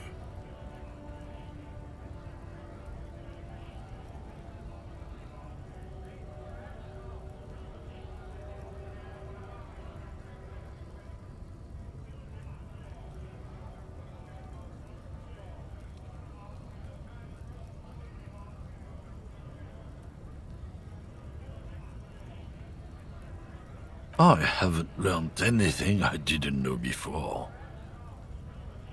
The lieutenant exhales and resumes his regular calmness. Whatever you say, officers.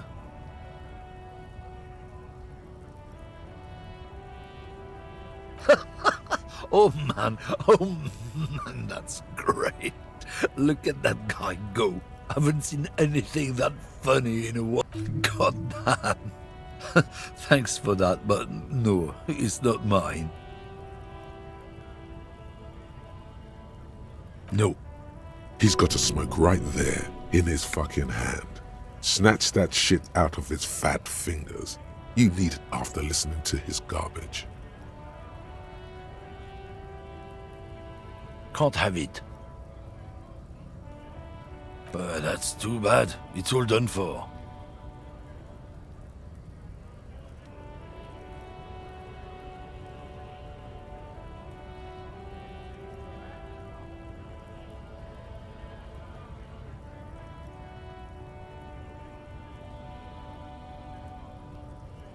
I bet.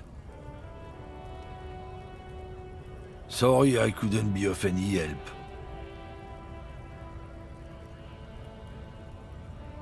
It's about biological determinism, natural law, the sorting of the... Not the most popular topic nowadays, with the coalition in charge and all. You might want to change the topic. That is, bury your head under the sand like common sheep. I'm not just racist. Look, I've read books. Huh? The science of racial theory has all been proved, even if some people don't want to accept it. People who've studied these things say that you and me are superior by design. So, naturally, we Occidentals should be in charge. Obviously, you can see the merits in that.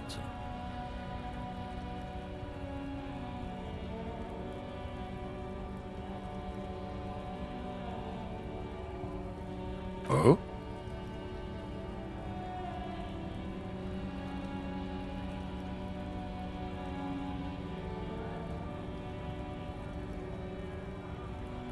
Don't push your luck, Runt.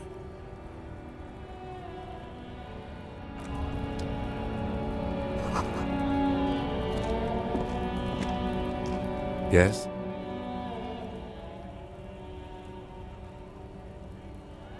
No response. He just arches his brow. Have you tried concentrating on something other than your personal affairs? There is a sudden, harsh edge to his voice, like he's tired of hearing about your personal affairs.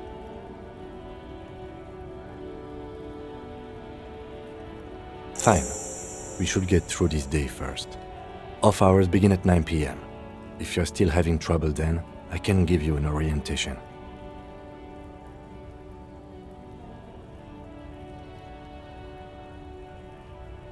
Really? You look fine to me.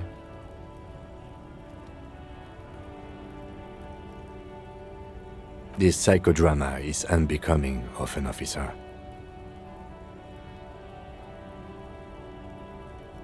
Then you should consider seeking medical attention. You can use the radio in my kinema to call your station's Lazareth. Was there anything else you wanted?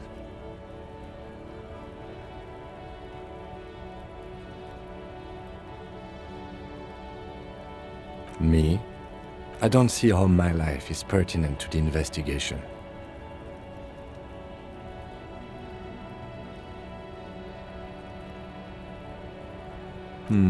That's a fair point.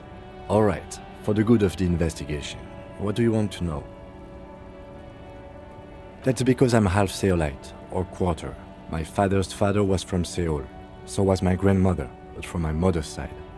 It's not an interesting topic. It's a part of the world, officer. A geopolitical entity and a geographic division. I told you it wouldn't. Seoul is a protectionist, isolationist, pan-Isolari state west of the Insulindian Isola. Actually, it's quite interesting. Some would even say mysterious. You're barking up the wrong tree. I don't speak a word of Seolite. I've never met either one of my grandparents, and I've never been to Seoul. I'm a regular Revacholière. That's correct. That makes him a Beano-clad, completely uncopped material, if you say so yourself.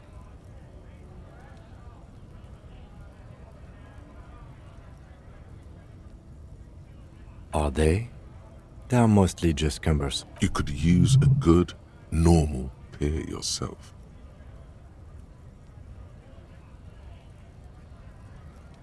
No. The lieutenant nods. What do you mean? I have no idea what you're talking about.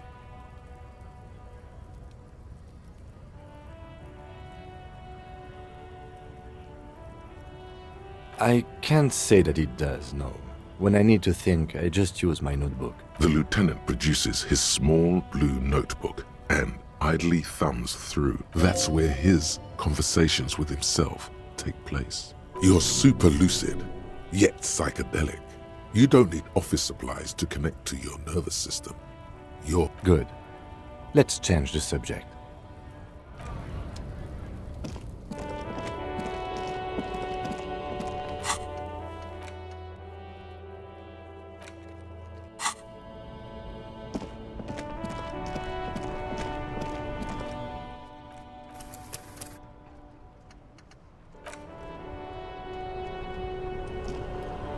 Inside, you see a set of steering levers, a radio microphone. This is Precinct 57. How may I assist you? It will take just a moment, officer. Her voices fade out into the familiar radio static. Gottlieb, what do you want? He's carelessly chewing on a piece of hard candy.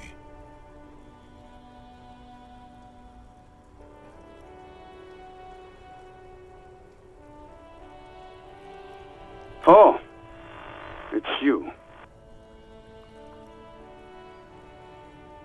With all the damage you've been dealing yourself with drugs and alcohol, I'm not surprised. What else? I'm not a brain doctor. Look on the bright side. You've got a whole new life now. Use it wisely. It's hard to say if he doesn't believe you or doesn't care. Yes, there's no end to the misfortunes fate has seen fit to rain upon me. Oh, spare me the sad, drunken blubbering and get on with it.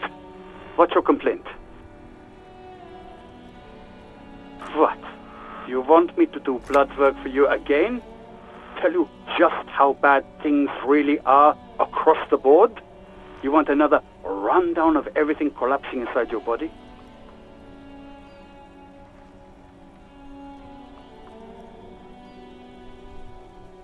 You want the real, honest-to-God truth?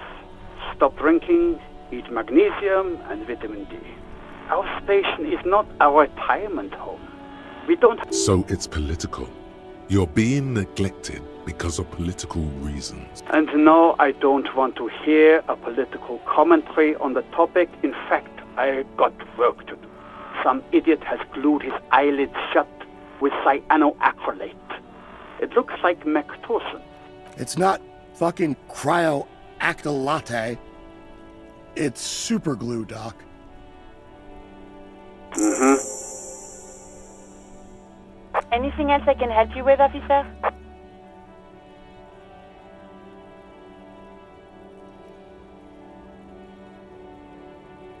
As always, it's DJ Mesh and Felicia. Right away, the lieutenant reaches into the cabin and turns off the radio.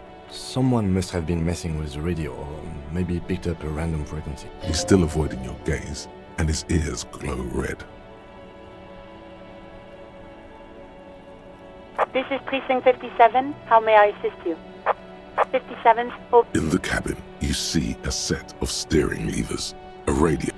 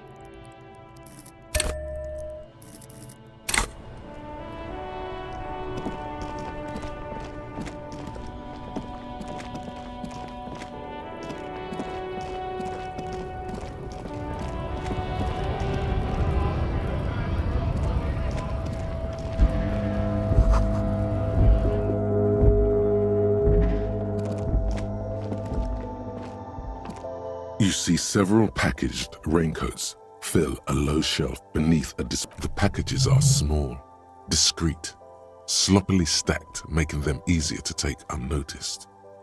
What is what? It's a raincoat. If you want to buy one, then it's only for... Her attention is drawn to the raincoats. Stealing one undetected will...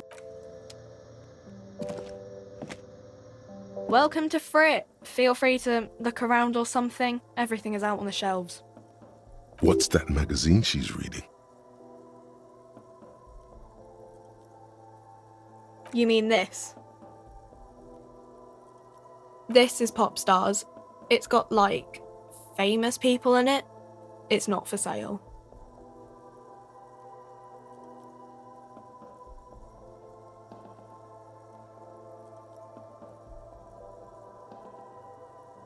Looks like it also has something called Police de la Mode, featured on page 34. This speaks to you.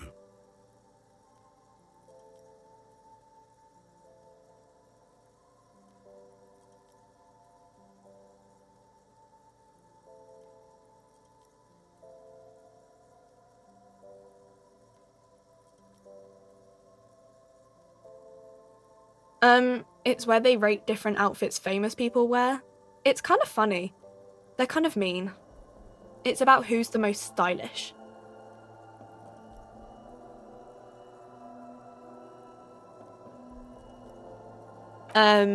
No. I don't like it. I hate it. We are not the fashion police. We're the real police. I don't know. Frit?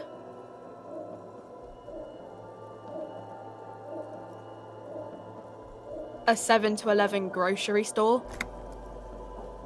I think they think that the extra T makes it funkier. The story goes that normal Fritta with 2 T's, a men's workwear shop in Vredefort, was already taken. So when Fritta Retail Inc. grew... Okay. I'm not really supposed to be chatting to anyone, but, I don't really know anything. I mean, I know it's there, but I haven't seen it, so... Not really. No. I didn't know him at all. No need to worry. It's just standard procedure for us to ask around. If you hear anything, let us know, okay? Okay. Not really. No. I don't know, really long. Uh-huh.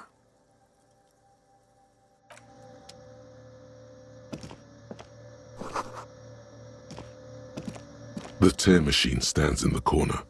A sign says, 1 bottle equals 10 cents. Your bottles clunk into the machine, and the money appears with a satisfying jingle. You're a richer man.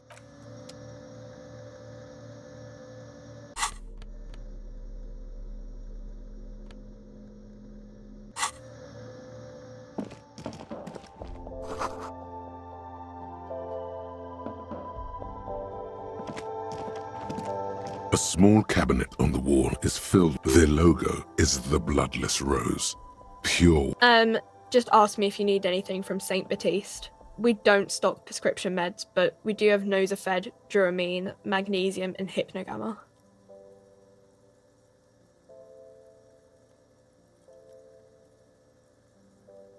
Okay, here. I hope St. Baptiste makes you feel better or something.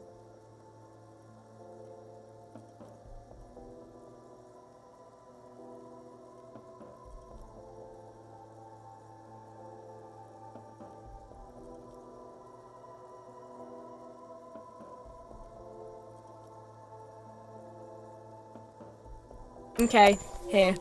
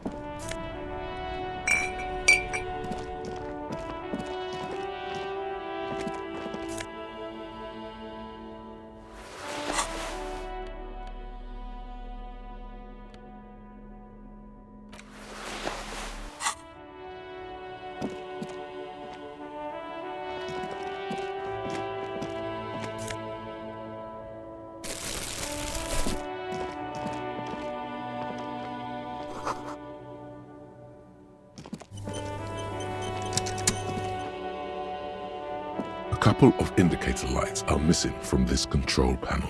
Loose wires dangle from the now vacant holes. In the middle is a lever. Beneath it, a small... This panel usually closes the waterlock, turning it into a bridge that lets you cross the canal. But there's a crashed salmon and butter sign in the way. Pulling the lever probably won't do anything. G'day to you, officers.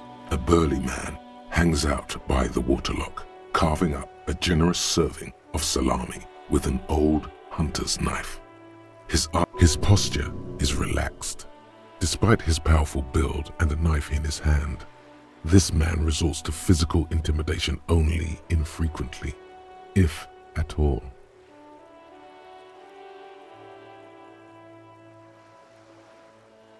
I wasn't here to witness it, but those look like tire tracks on that sign.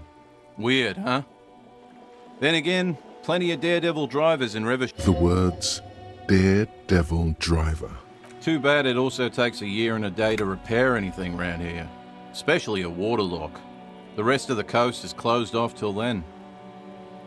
Well, there's the fishing village, an abandoned fish market, a bizarro church.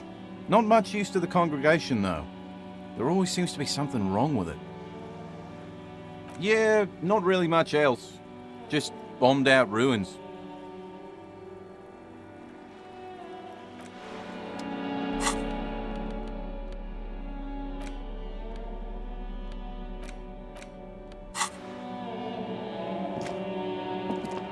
A rusting control. This panel, you pull the lever all the way up until the metal clicks against the contact pins.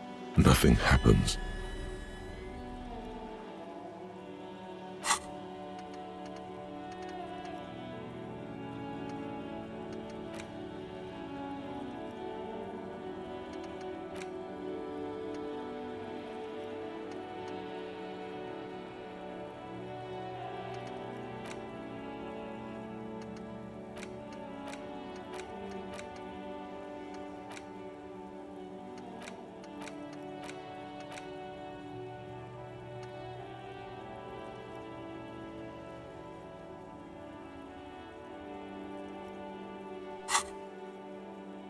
Nothing happens.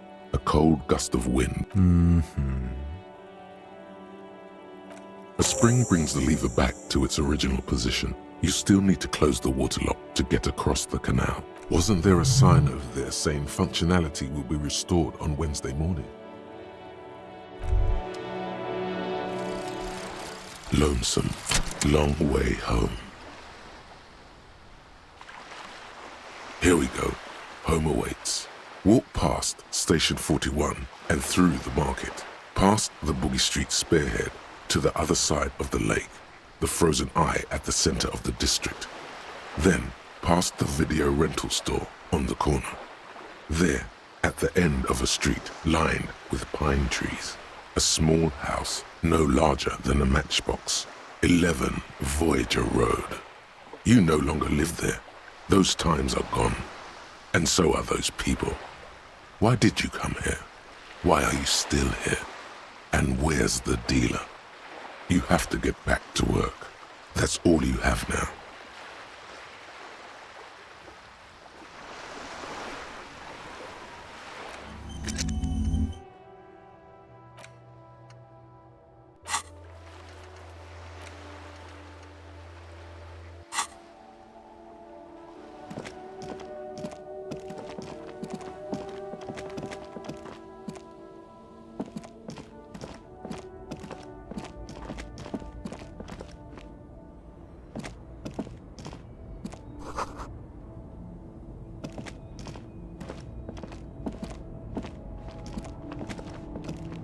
There's a pile of cheap sunglasses in a small box.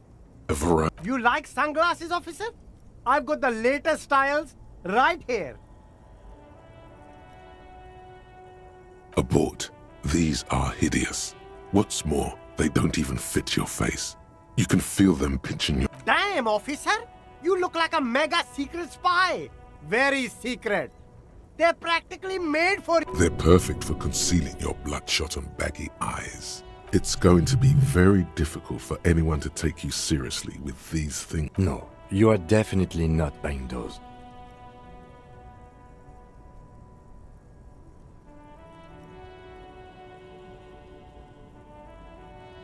No, I can't. We can't walk around with you looking like this. These are all boring. Boring third-rate ho... Those UV stickers are almost certainly just there for the show. If anything, these lenses probably... These are all first-rate sunglasses. Premium design, superb material, very cool. UV resistant. These will definitely keep your eyes... Abort. These are hideous. What's more, Damn, officer! You look like a... they're perfect for... It's going to be... No, you are definitely not. Are you sure? But they look so good on you! You should think this through, officer.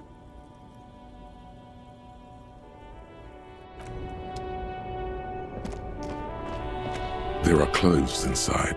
Cheap second-hand clothes. Don't be shy. You find your hands deep in tattered and faded garments made from weird polyester. Economical, but also trendy. Look first-hand, buy second-hand. Keep the economy moving. Something cold grazes your hand. Synthetic and sleek. A windbreaker. Surf, it says, but also wind, summer, 100% water. Good choice, officer. Mega sporty. And it's only for... You find your hands deep in tattered and faded. Economical, but...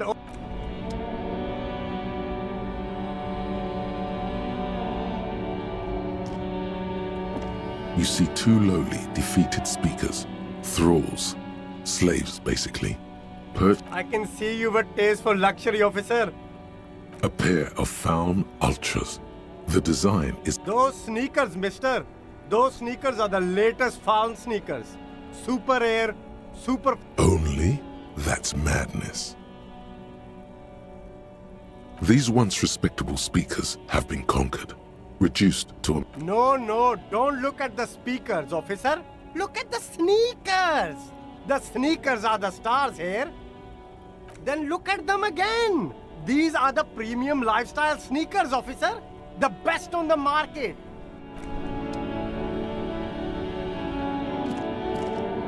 You see a Samaran street vendor surrounded by a motley assemblage of goods. The name Sileng is embroidered over his breast pocket.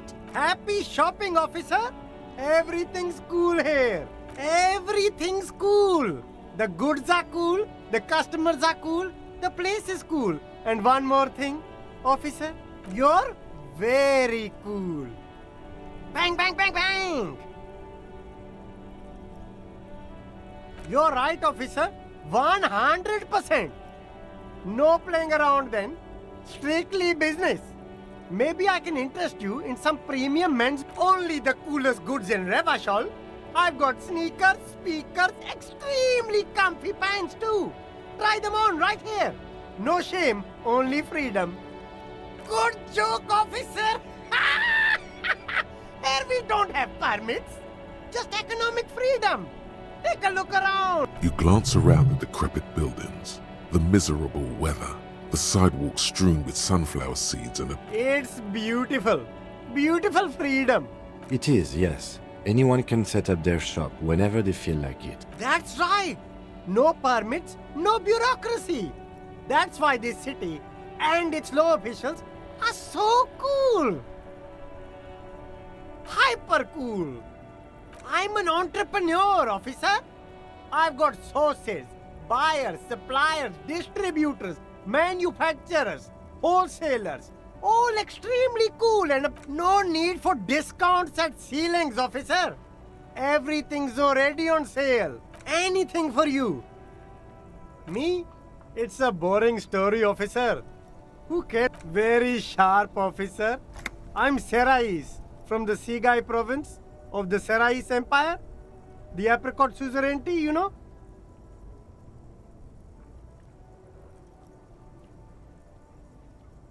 The apricot suzerainty is what the Sigai archipelago is commonly known as in Revachol. It's a bit of a fraud. No, apricots come from Sigai. My grandma used to grow them. But Sigai is a shithole. That's why I came to Revachol. Here's much better for an independent entrepreneur. Speaking of, why not support an independent local entrepreneur? I send half my profits back to my grandma in Sigai. No need to dress this one up. Just tell him what you want.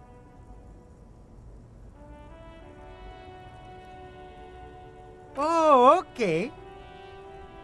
But why, officer?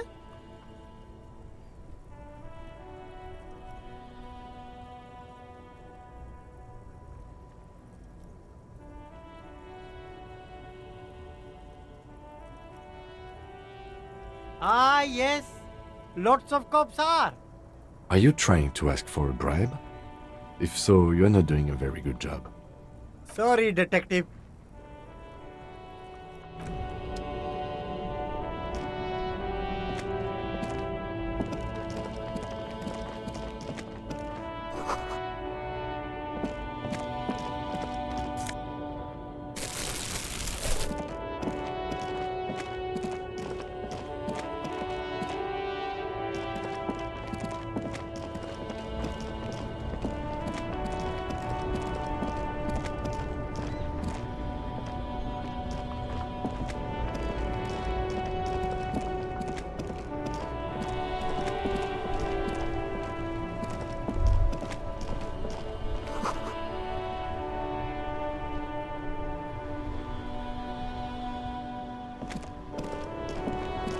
The worn and beaten wooden planks of the bench do not look overly comforting. We can sit on benches after we've solved the murder. You can revisit the bench if you ever need to pass the time when Lieutenant Kitsuragi is gone.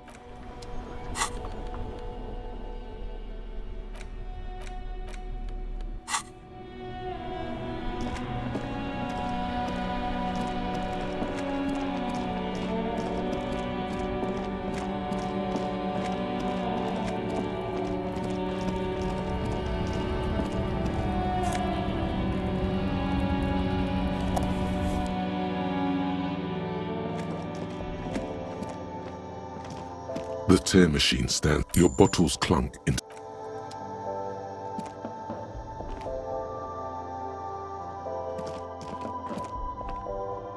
A colorful display of cigarettes and out there, in that dark green glass, all in vain.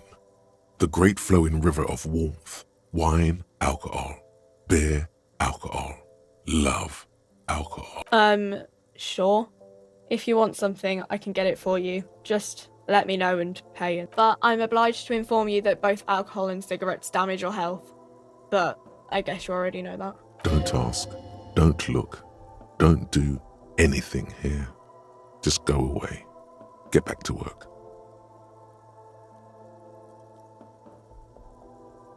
No, Frit only sells legal drugs, like the...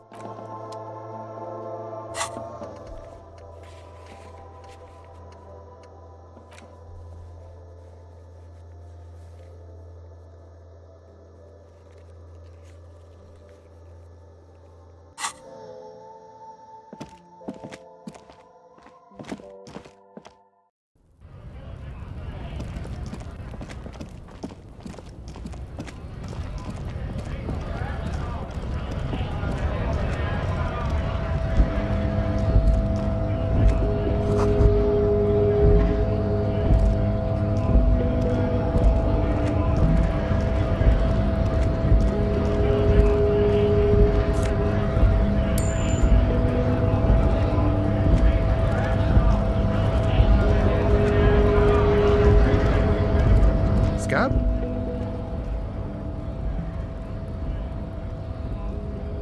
A kind of a worm, content with mere survival. They come, they want to do our job for shittier pay, screwing over both themselves and us. Everybody loses. Gotta be bloody stupid, freaking evil to Scab. Or I guess, scared maybe. But scared of what? Of who? Personally, I'd rather beg than scam. If the gentleman shouting on the street came begging, maybe they'd have gotten something.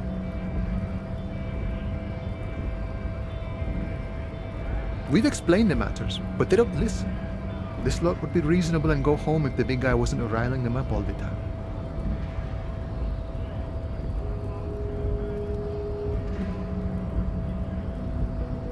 I was just messing with you. No one's ever seen a cop scam.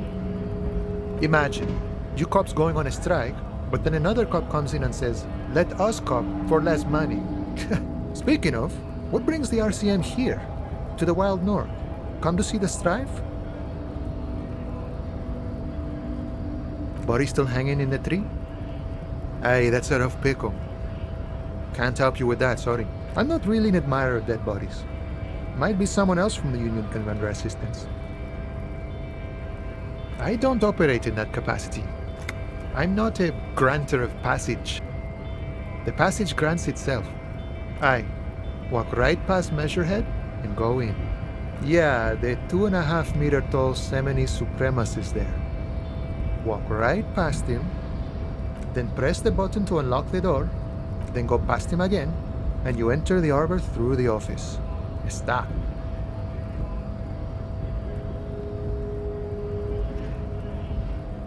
Don't worry, I'm sure it's not completely impossible. For example, you could best Measurehead in a physical, or you could convert to a Semini Supremacist worldview.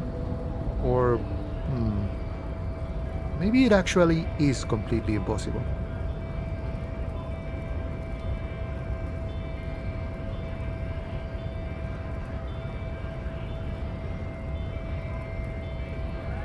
Jean-Luc himself would say the philosophy has proven overly heroic for the scabs to convert to.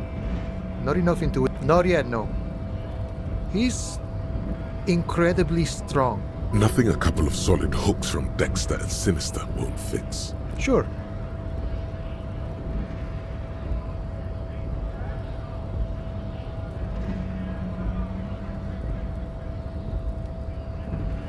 Murder, huh? That sounds like a lot of hard work. You'd never see me investigating a murder.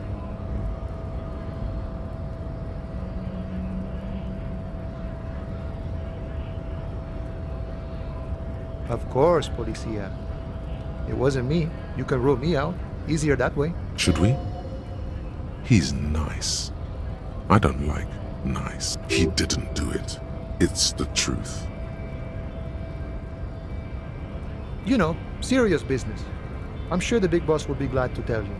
You'll have to ask him first. He's a chatty guy. Wants to talk about the strike. Return once you've met the union boss and are on a better footing with the organization.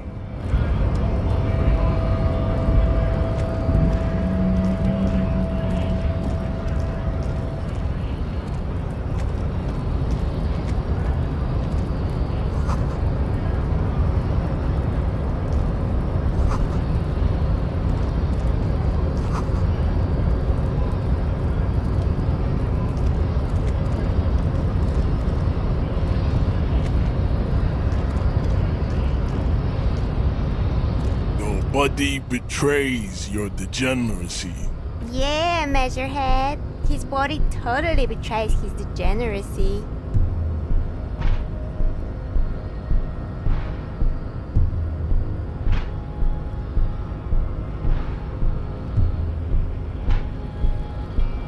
You have succumbed to Al Ghul. You reek of it. An invisible sword of Al Ghul emerges from your throat. You cannot see it, but others can.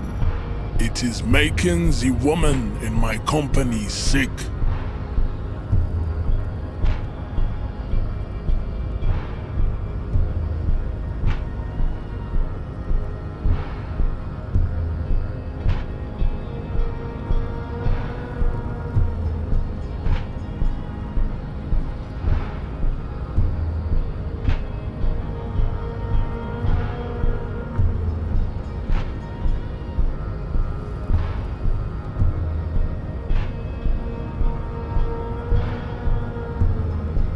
No, you don't. You need to get another drink. Occidental Haplogroup B4 is done giving orders around here. The influence of the ham sandwich race, begging for help, attempting to pass fear for cooperation. How far the Occidental Haplogroup has fallen. You were once a noble, and you gave the world eugenics, electricity, and powerful weapons of war like missiles and aerostatic aircraft. You dominated lesser cultures, like the deformed Hemians and the inexplicably potato-obsessed Quakers. But now your ascent to the genetic summit has halted. You are obsessed with sadness, and with you will be superseded. Isn't that right, babe?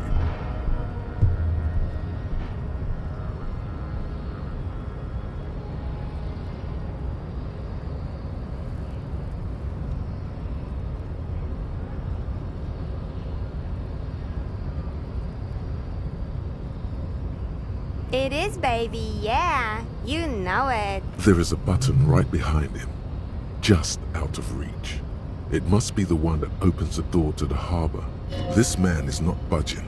Let's hope his superiors inside are more cooperative.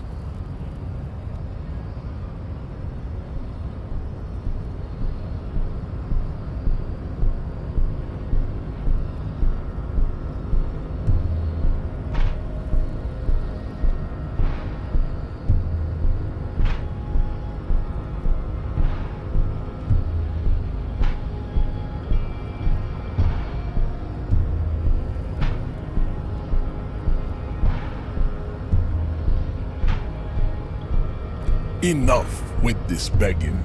You should leave the stage of history. Bring your troops to the Seminine. The walls will be lined with bottles of Al Ghul, your beloved beverage. Racists are generally not very good examples of their race. I am not like them. I am craniometric perfection. I have taken the trouble to permanently draw a phrenologic grid on my skull and feet. Correct. He does not so much as glance at the object. Stop showing me your pathetic cup. He had nothing to do with it. Does he strike you as the kind of man who puts mugs into trash? Don't be vulgar.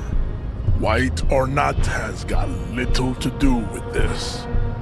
The race enigma runs much deeper than that.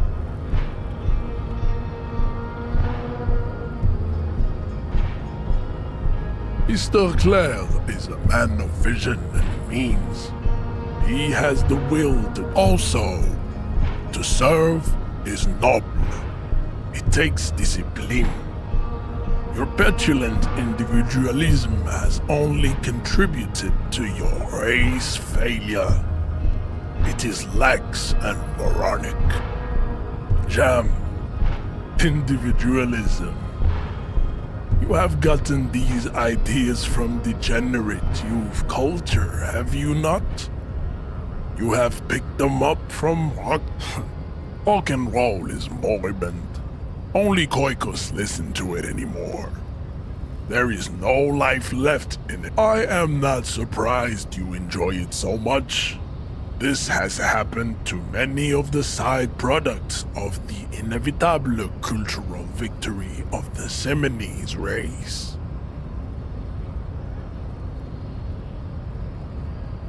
What you need is to come to terms with extinction and never get in that dead... Go ahead. Don't be shy. Just ask for race secrets.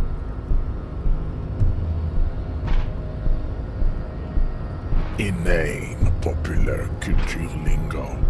It is intellectually... I think this racist is better than the last. But the next racist will be the really good one.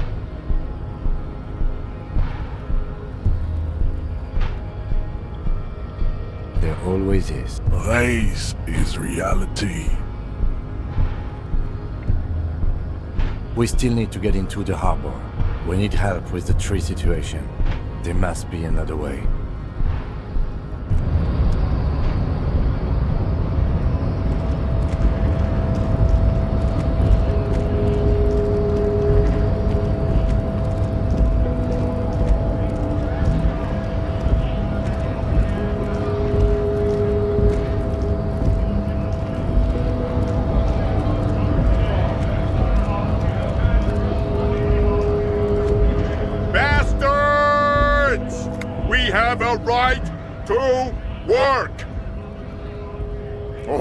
And stay frosty, everyone. Cops are here. You here to fuck with us?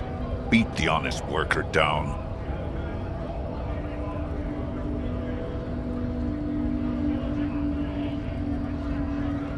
We're here to fight for a cause. Stripes usually have problems with people who have causes.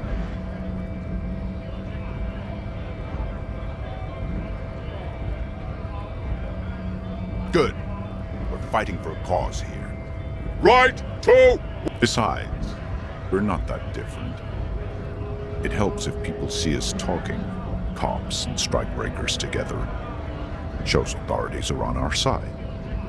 Builds confidence.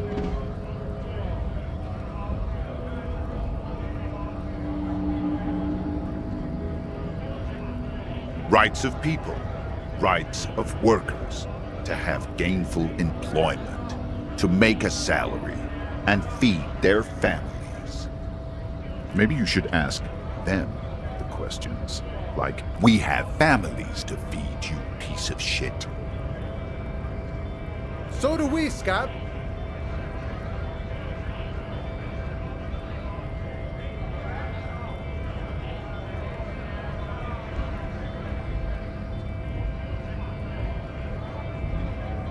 Have fun. Union shits are on full strike. Don't think they're going to let you through the gates. You're trying to meet their fat boss.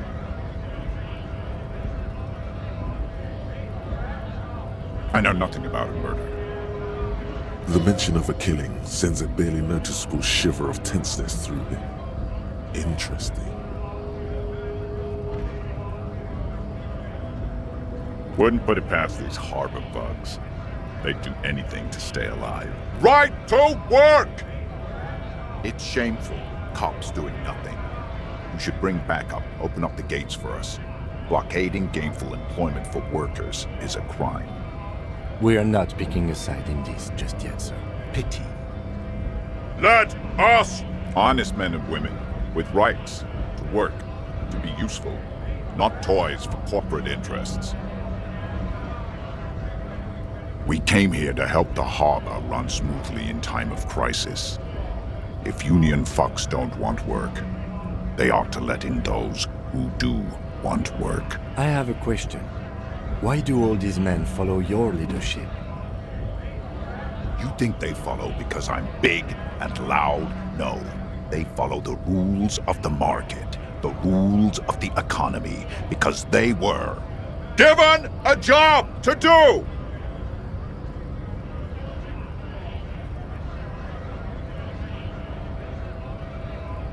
Honest men and women, with rights. We came here. I have a question. You think they follow because we were promised work. We'd be in there, working, if the bastards hadn't shut the gates. Main gate's locked. Would take heavy ordnance to bust it open. Could try to get in through the secretary's office. Door's locked. The guards, and I don't mean the scrawny mess punk either. I mean head measurer, or whatever he is. Yeah? That giant up there, on the bridge you talked to. Head measurer. Won't let the workers by. Bad. Standing on a narrow bridge, he's got a strategically advantageous position. And he's trained. I don't know how the Union has a trained killer up there. But that one's no joke, and my men are tired and hungry. Like civilized folk, you mean? These native fucks don't understand civilized. It would be better for the neighborhood if you went home, at least for now, if you can't get in anyway. No! They will give up eventually. Or get drunk. Leave the button unguarded. Then we charge. When a bunch of ungrateful, lazy cockroaches can't get their act together, decide to block honest work for other people. Beats me. They mumble nonsense about boardrooms and workers' rights, while we have the right to work! When the man moves around, you perceive some serious abs underneath his tight-fitting shirt. This man is in shape. There's something odd in the way he carries himself. His set of clothing looks vaguely mismatched. The different pieces of the attire seem ill-fitting. His shirt is far too small and an unpleasantly tight fit, while the overalls, held up by a belt, seem to fit a man with much more corpulence. He ignores your question, choosing instead to turn to the emaciated workers, raising both fists. Silence is the answer. There's something off here, but he won't say what. You've been talking to him for quite a while now. Something is off with this guy. Ask him where he's from. What's it to you?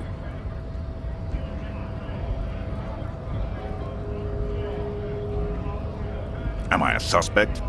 Done no crimes. I only fight for the rights of people. We're all workers, right? Workers stick together.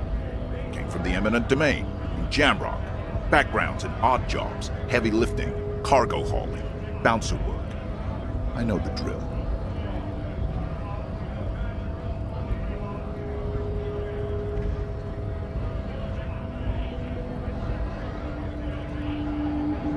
Worked at Territorial. Ring a bell? Uh-huh. It was a long time ago.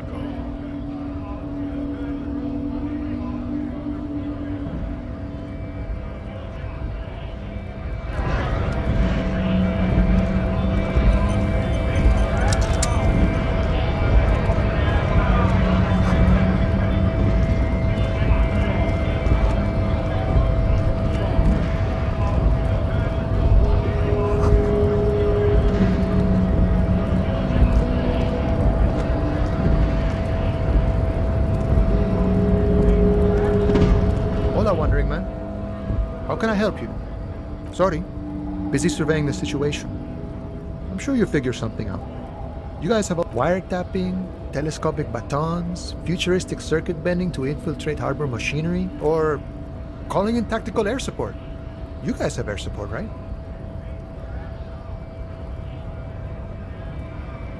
I get it. Hush hush about the secret technology. Something changes in his disposition. A merciful smile in the corner of his eye. All right, I may have some advice for you on how to deal with Jean-Luc there, out of solidarity to the RCM. It's low in technology, however. First, don't fight him, obviously. Second, get him to share his theory by being subordinate. Admit your lack of expertise. Basically grovel. That's how I do it. You're welcome. Maybe that would work. We'll have to see.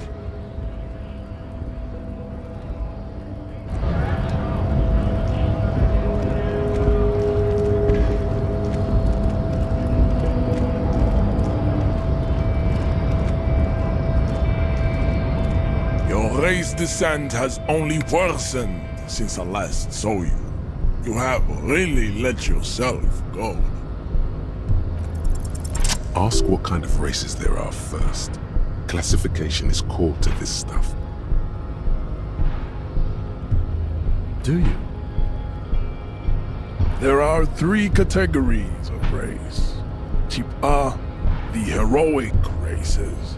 Type B, the servile races. And the vile CF race cauldron of pederasty. Which one do you need education on? Those are the Simonese, the Areopagite, and the Occidentals, excluding the Maun, of course.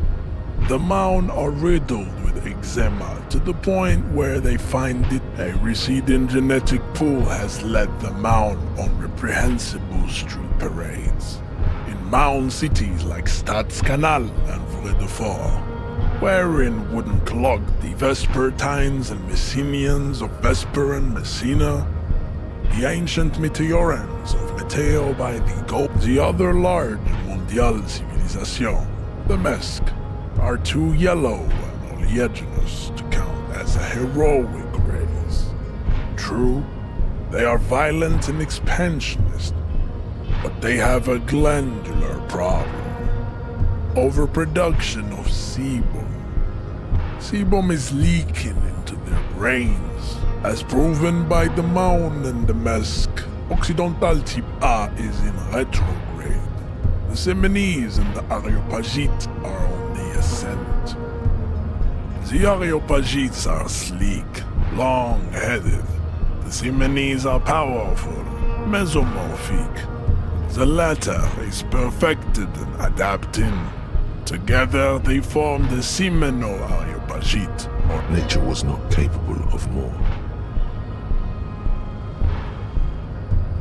Type B are the unheroic races. Amorphous, non-competitive. To an untrained eye, the Koiko appear white and pinkish, like a hand. Pinkness is a racial quality that has to be earned through scent. The Koiko, the countless micronationalities, the Revacholians, halfway between Type A and Ra. Is it 82,000 years that we've been recording history? You have very little idea of what is happening, but that seems a little off.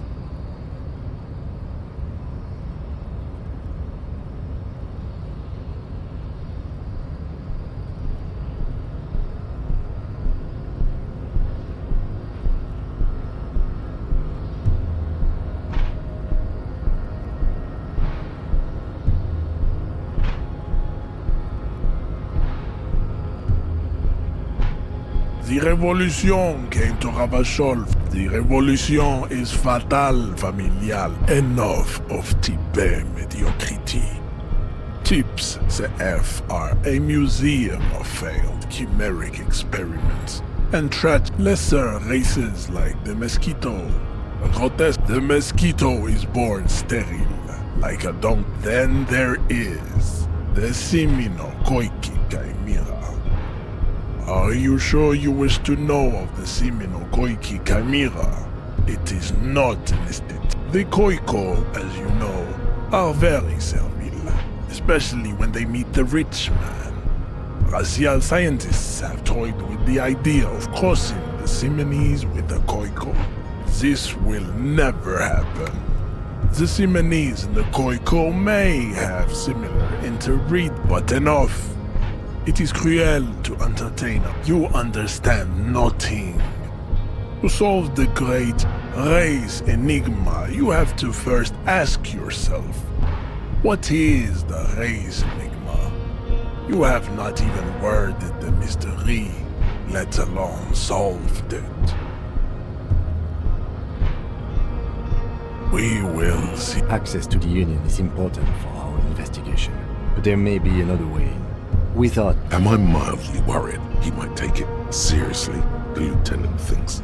Yes, I am, he concludes. I am worried. You need to internalize what you have heard here today, then return to me. This clarity does not come instantly.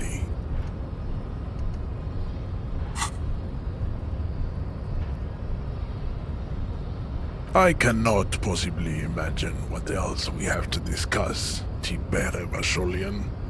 Your love.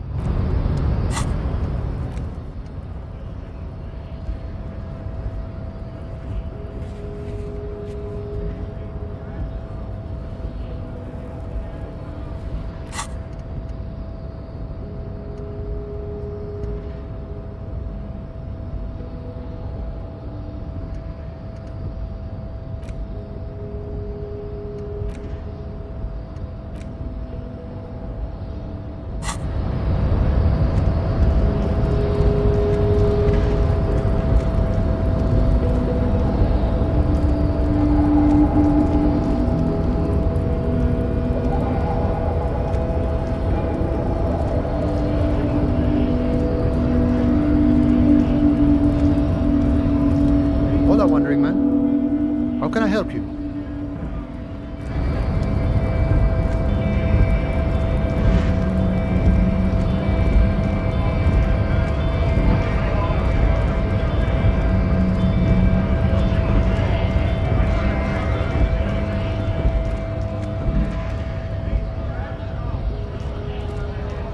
A lorry stuck in the traffic jam.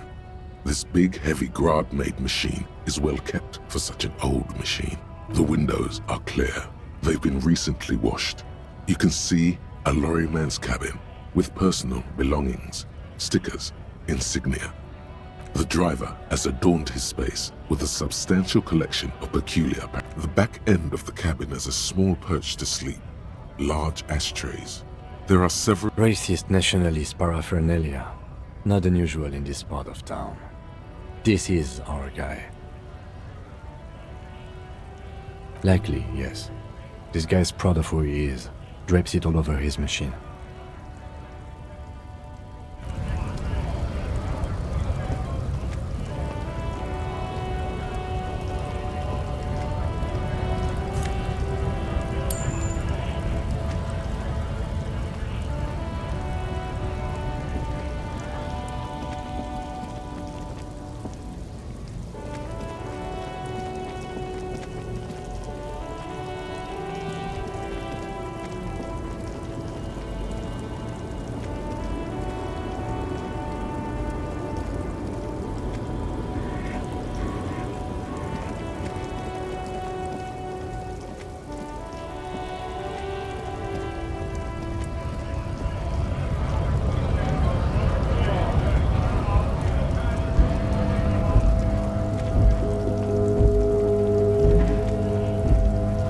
looking for something, Hunt? Oh, not much anymore. I'm here to pick up some cargo, but the dock workers are on strike, so it's the strike? Oh, they've been at it for a while. A month, 2 months maybe. Apples. Yeah, apples. He's given you the runaround. Let's be honest, you were bested.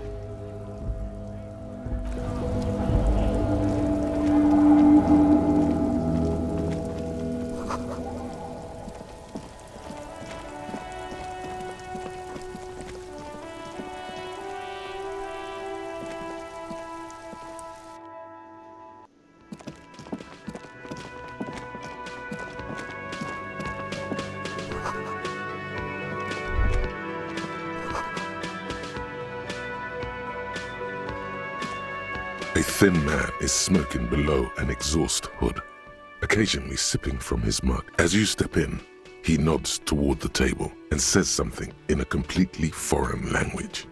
The only words, it must be his name. Garanci. Garanci, Quebec. Sounds representative.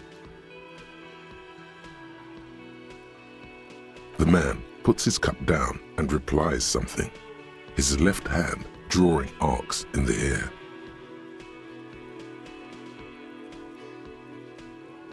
He smiles and bangs his ladle against each of his pots in turn. He smiles and bangs his ladle against each. The man ponders his cooking.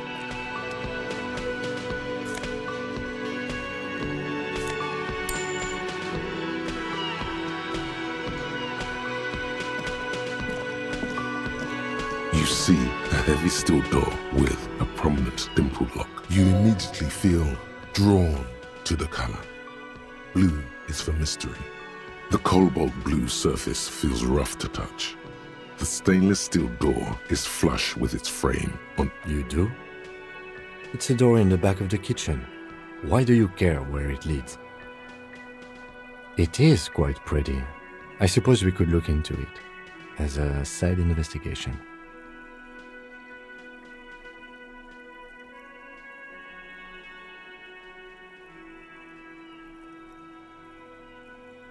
Gart is the person to ask about this, the cafeteria manager.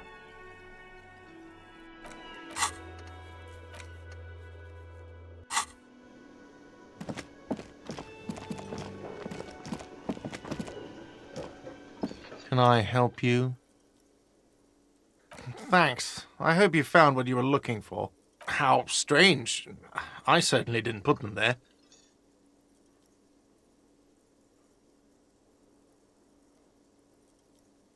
Sylvie had the keys before I got here, and I can vouch for her. I can vouch for all my stuff. None of us would tamper with the crime scene. The trash collection service? CS Municipal. I don't see why they would put anything in the trash, though. Ah, the elusive CS Municipal. I doubt we'll be able to track down who was sent here last and when. This will have to be one of those lead. Thank you anyway. Yes?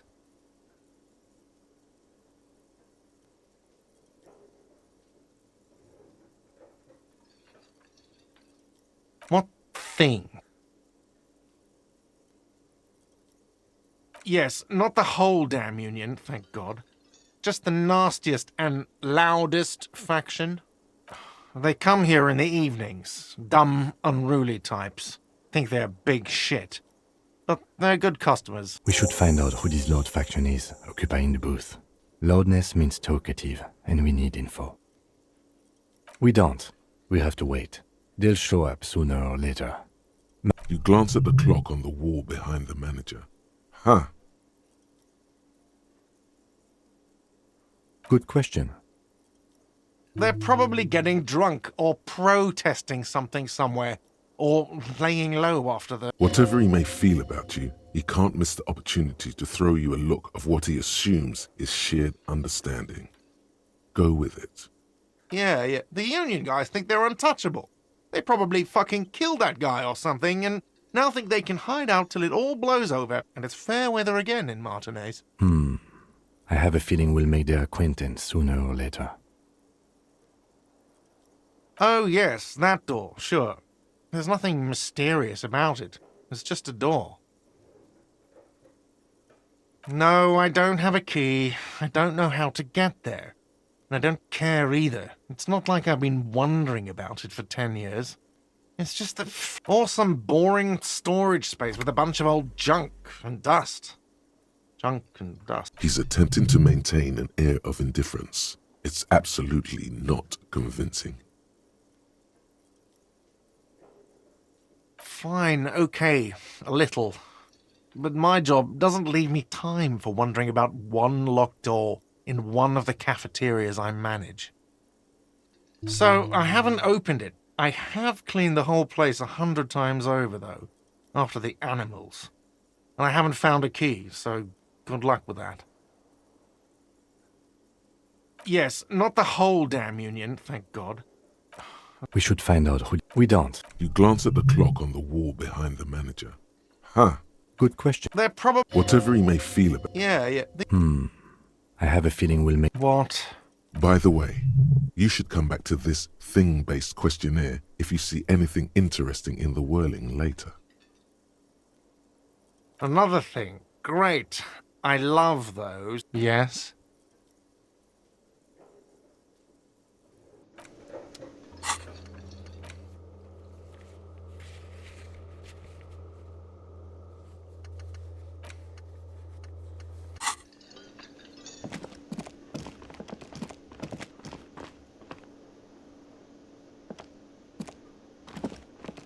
Hello, sweetie. Wait, who's Sweetie?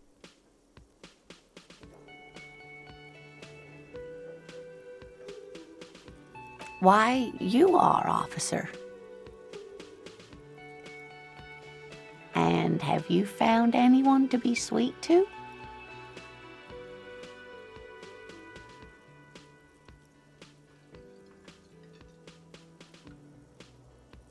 The mating rituals aren't the good part, sweetie. I know it's none of my business, but you look like you... I suppose all of us do it one time or another. You must forgive me. I'm getting so scatterbrained. I'm Lena. My husband Morel and I are staying with our friend Gary just down the street, but I come here for tea when they're away. This Lena is wacky enough for the motley crew. Hire her on the spot.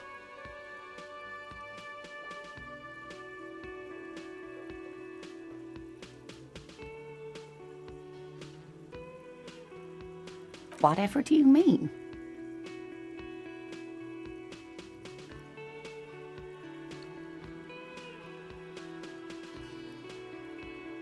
Sequence killers? Oh my. But I think you already... A partner who needs you to help him get a corpse down from a tree.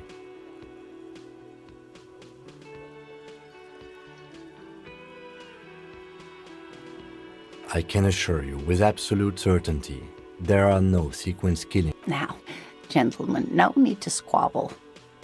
I wouldn't be of much use to you anyway, sweetie. Thank you, but Martinez isn't the most wheelchair-accessible place, you see. I'd slow you down, perhaps another time.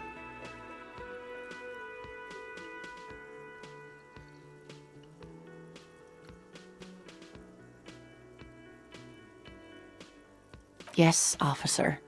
You look rather dazed. Like a stunned fox. But surely things can't be that... She won't judge you, no matter what you say.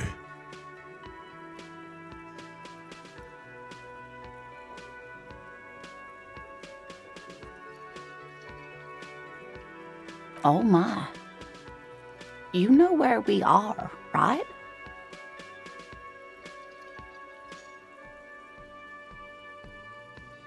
That's right. In a hostel called the Whirling in Rags, to be precise.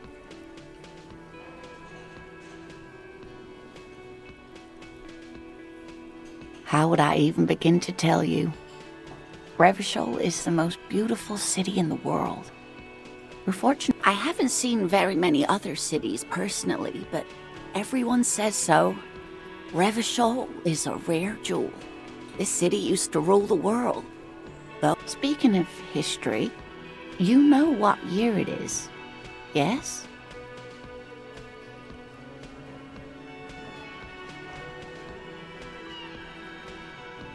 There. The year is 51, and spring is only just... She looks flustered, her hands smoothing out the creases in her blanket, even as she attempts to reassure you. The lieutenant studies you, rubbing his chin. I'm beginning to suspect that you might indeed be completely adrift in this reality, thinks the lieutenant. How can it be that bad? I can tell that this is taxing for you, so I'll just ask one more question. What regime are we living under? What mode of government?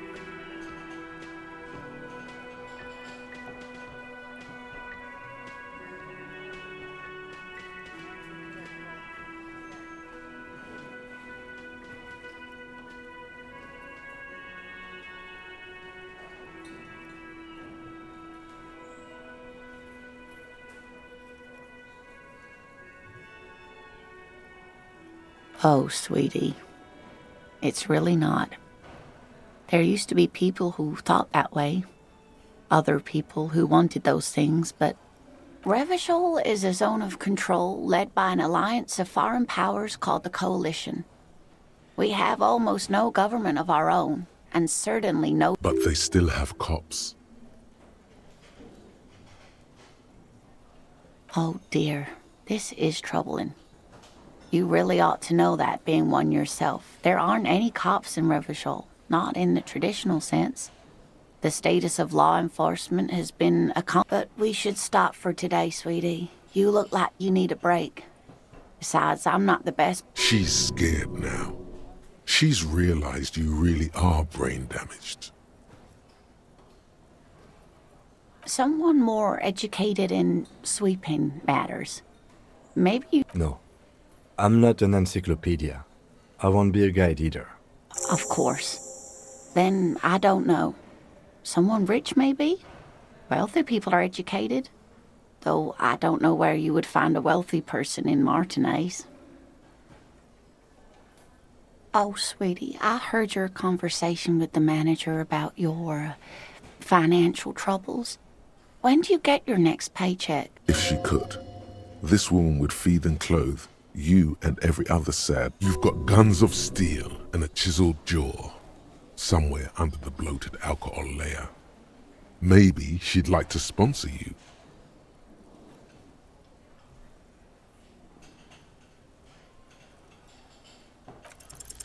Your deportment remains dignified as you shed a single manly tear. Sweetie, I only have a few cents on me, but I could give you this to pawn. Just to tide you over. Wonderful. He has a pin. The pin is round and slightly tarnished. 3 sailboats in bas-relief with the sun hovering over the water behind them. A chipped green banner at the bottom reads, Cross the plaza and follow the road along the coast. Down by the water, there'll be a shack nestled against an old stone facade. That's the pawn shop. An old friend of my husband... Items that can be pawned at Bird's Nest Roy's appear in your inventory under the Items tab. You can pawn these items when talking to Roy.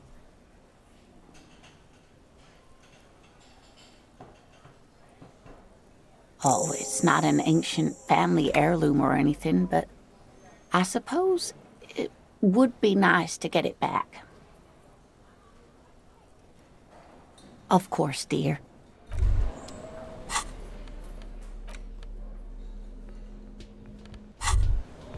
Hey. Psst. Psst.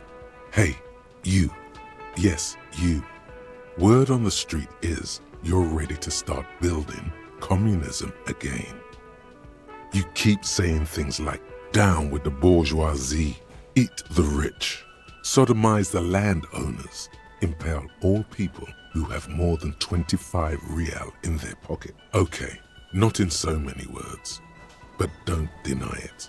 You're about to rip off that mask of social democracy and reveal the monstrous 7-eyed... Everyone can see that. So tell me, Do you have any questions before we fire up the big communism builder? Or do we get right down to it?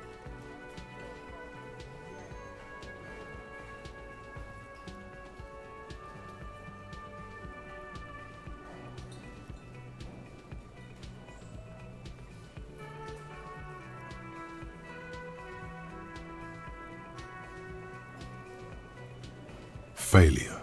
It's about failure. Yes, abject failure. Total, irreversible defeat on all fronts.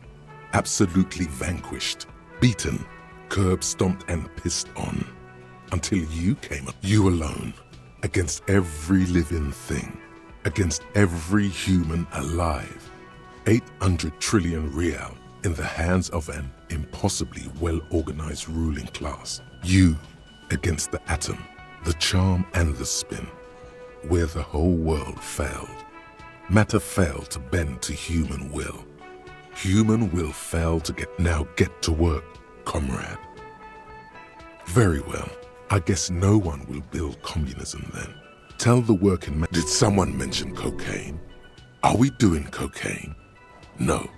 I'm sure. Anyone? Anyone else? There's one.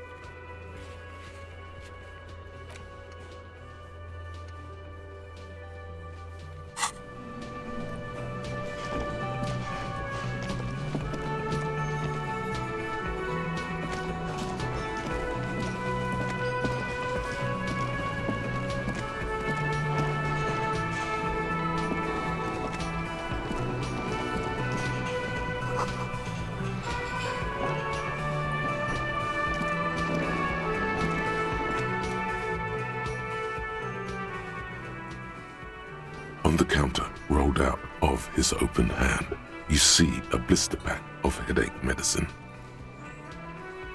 The man does not mind. You probably need them more than he does. You've just picked up some magnesium. This item is stored in the bottom left corner.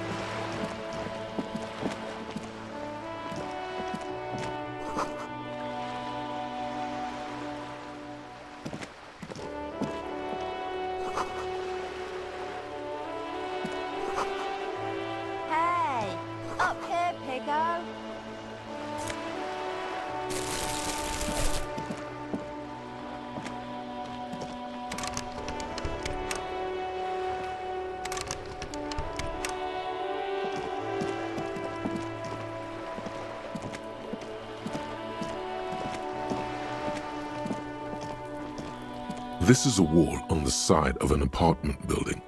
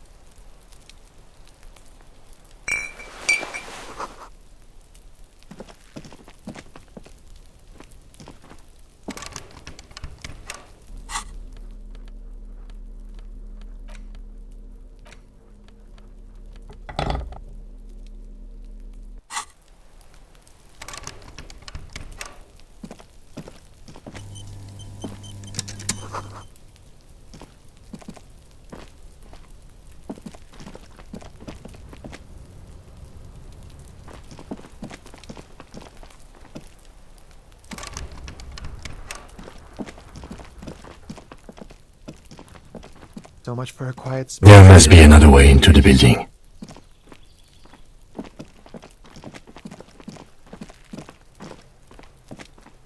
Are you trying to sneak up on me? Come to slit my pigs? Come to take me out? Trying to snuff me out?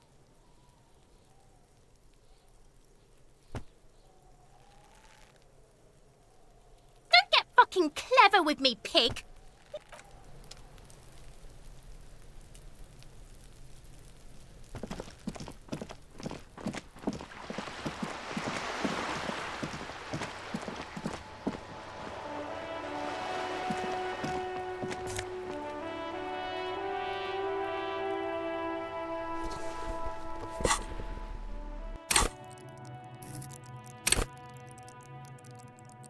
Look at me when I'm talking to you.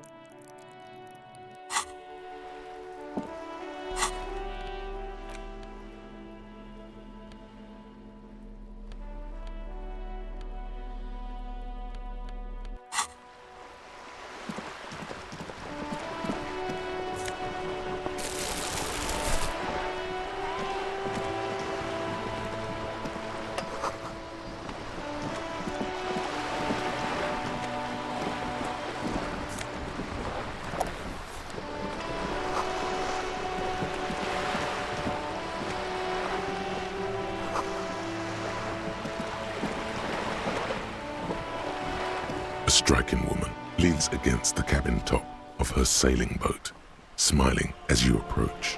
Her green raincoat glistens with... Good afternoon, officers. I'm Joyce.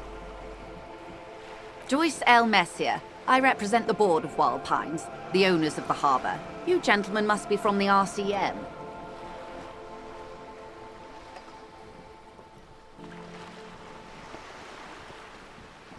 I'm glad to see you here. I was dispatched to handle a strike, not a lynching. Anything I can do to assist the RCM in this matter, I... That is good to hear, madame. My colleague will take the lead on this interview. I should let you know that he is recovering from an unusual medical episode. Very unusual. There's a trace of irony in his voice. Mischief, even. The lieutenant is hatching some scheme. How interesting. I wish you a swift recovery. In the meanwhile, you have my full cooperation, and the full cooperation of the Wild Pines group. It's hard to get a read on her precise disposition, but she appears helpful.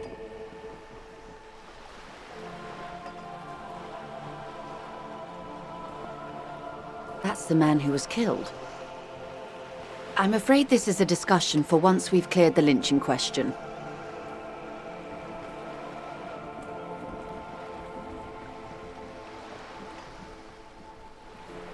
Better not tie the forestay to the backstay on this. I hope there is something else I can help you with. She wants to answer the question. Protocol keeps her from it. Quite a few things, I'm afraid. The information I'm to share with you includes sensitive trade secrets. For the sake of my employer, I have to ask for your names and badge numbers. Of course, ma'am. We should have introduced ourselves. I am Lieutenant Kitsuragi from Precinct and this is my colleague from Precinct 41. I'm afraid he doesn't have his badge at the moment. How curious. Why is that, Detective? Awkwardness washes over the conversation. The woman doesn't like this turn of events. I see. So, are you saying you lost your badge during the course of this episode?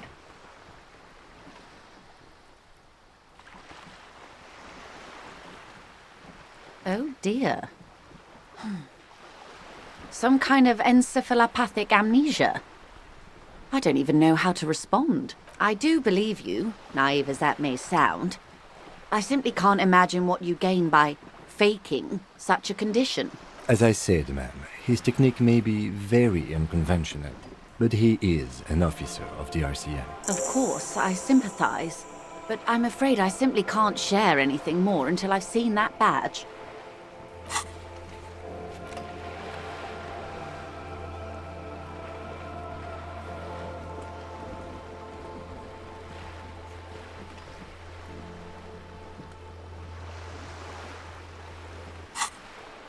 Hang on. She's a professional negotiator. She should be open to some sort of mutually beneficial arrangement.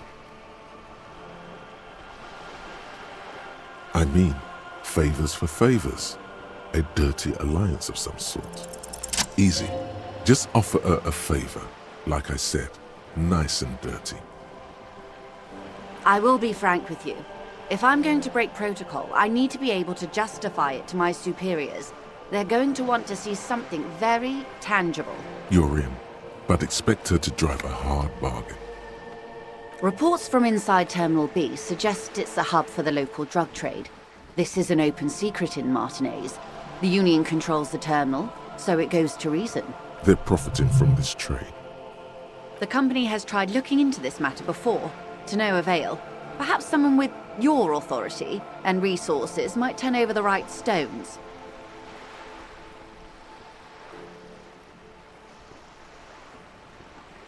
Or you can recover your badge, though if I may be blunt with you, it sounds like that may be a lost cause. Detective, a word in private before we continue.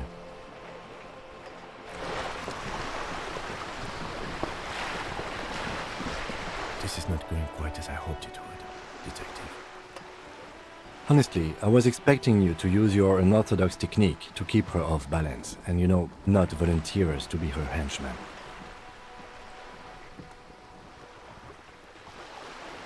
This woman is running circles around us. She might have known about your misplaced badge all along, or she's simply an adept improviser. Either way, we've played straight into her hands. He doesn't let it show, but there is a limit to how much the consequences of your unprofessional behavior can cost the investigation.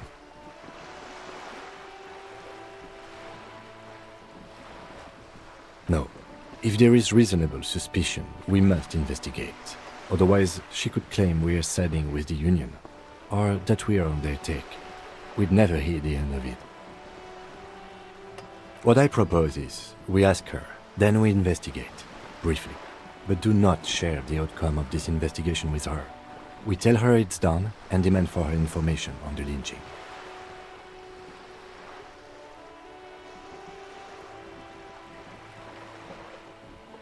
Oh, that would be fantastic, but do we have the time? You could request a new one from your station, but that would literally take months. You're back. Good. What can I help you with?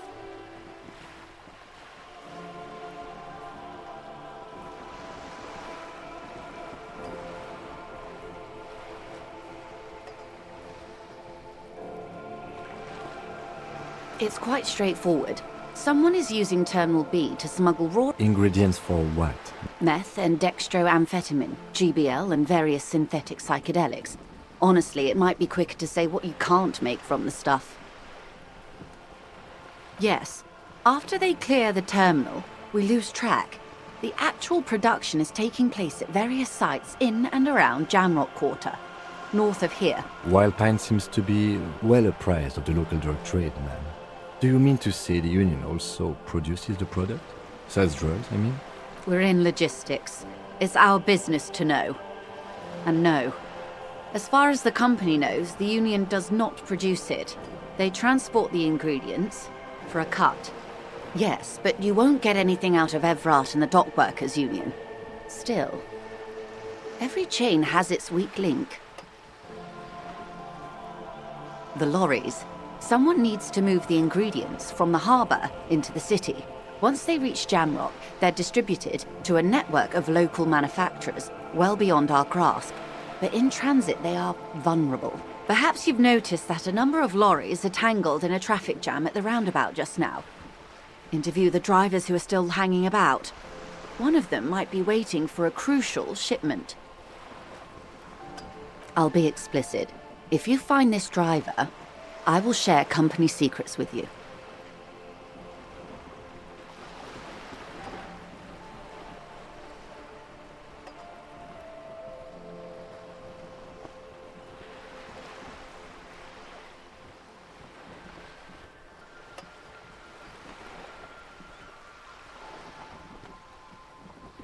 No. We asked East Motor Track to raise the drawbridge. The road company is a partner of one of our subsidiaries. However, This is a limited time opportunity.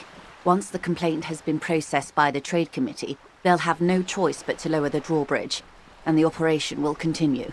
Thousands of litres of raw ingredients will pour onto the streets of Revachol. Not the east across the river, but the west. The vulnerable, the weary. Well, at least this solves one mystery. What is that, Lieutenant? Why I had to call East Motor Tract and beg them to open a drawbridge for me. I'd wondered since I first drove in, on my motor carriage. I am sorry for the inconvenience, Lieutenant Kisaragi, but we need them trapped here. This is a unique opportunity. I'm sure you understand. How do you think they're financing this strike? There are thousands of unpaid dock workers going strong for the 4th month straight. There was a shakedown of local businesses preceding the strike. Many were squeezed to bankruptcy to fund it. With all due respect to these desert cacti, the contents of a few cash registers cannot provide for 2,000 men. The local businesses can scarcely provide for themselves. Precisely. Smuggled out of that very gate at night, most likely, then loaded onto lorries and driven to Jamrock. You simply need to find one driver who will open up to you. It sounds like she tried looking into it herself, though she's clearly not the type your typical lorryman would confide in. We did, on more than one occasion. Apparently, there's some sort of inter-precinct disagreement about whose jurisdiction this area falls under. We know the company has launched its own probe into the union's alleged involvement. We also know it's come up empty. It's not just the RCM. No one's been able to find any hard evidence. Well, here's your chance, officers. The two might even be connected. Or not. Though, if you have evidence to the contrary, I'm eager. As eager as I am to share it, Lieutenant, once the job is done. She simply nods.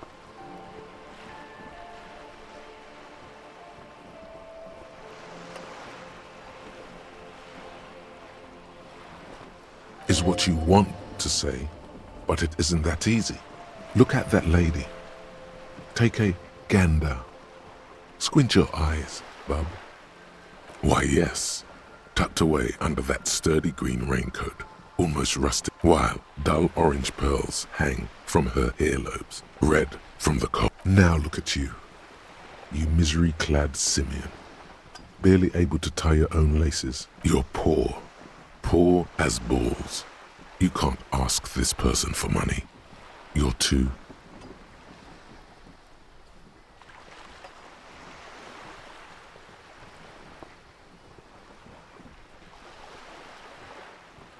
Maybe you could ask her for some stock tips.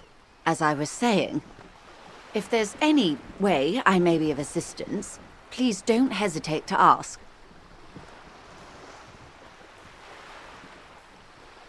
Everything. Right up to, but not including, trade secrets. First, you'd have to repeal the Emergencies Act of Trade in Aliments that gives me the right to silence. It's quite the octopus. Why? By throwing off half a century of foreign domination under the Coalition. Unfortunately for you, the Coalition also leases you the right to police West Revachol. But I am derailing us.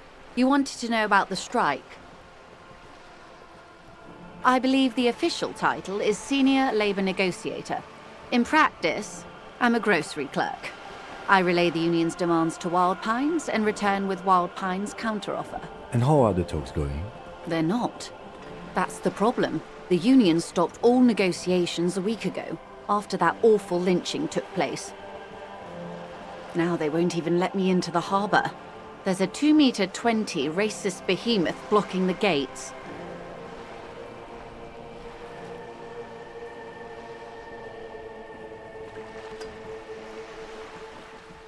Let's say I was not making the kind of progress I'd hoped for when I first arrived. And when did you first arrive? I arrived 3 weeks ago. Yes, in the middle of February. The bay was still partially frozen then. I prefer to do these things on site, like the RCM. But the strike began in December. I wasn't the original negotiator here. I took over after Mr. Gaumont hit a wall with Mr. Clare, the union boss.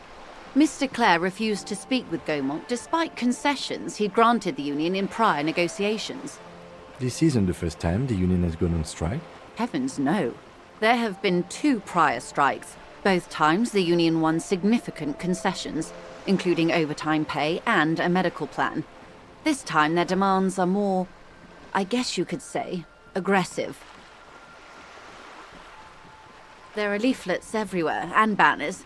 What did they say again? Every worker, a member of the board.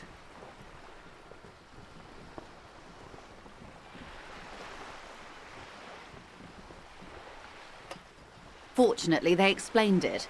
Every time the Wild Pines group makes a decision about anything, it needs the signature of each of the 2,200 workers in its Martinez terminal. Just so you understand, this is but one of 22 terminals owned by Wild Pines. Essentially, not only are they kings of the company, they are also kings of the 72,000 employees of Wild Pines Group.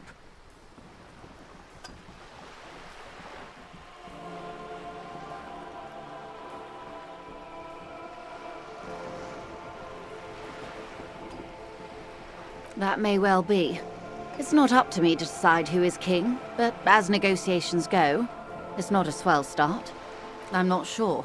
Naturally, I assume that was just their opening position, a hard-nosed tactic with a side of mockery. But there's been no follow-up, just the same nonsensical slogan repeated over and over again. And now, people are getting lynched, I hear. Behind the whirling in rags. A disastrous situation if they're... Excuse me, from whom did you hear about this lynching? I first heard it from the bowyer at the gates. The one whose very name advertises his aversion to work. I think he said it was, "Call me mañana." This checks out.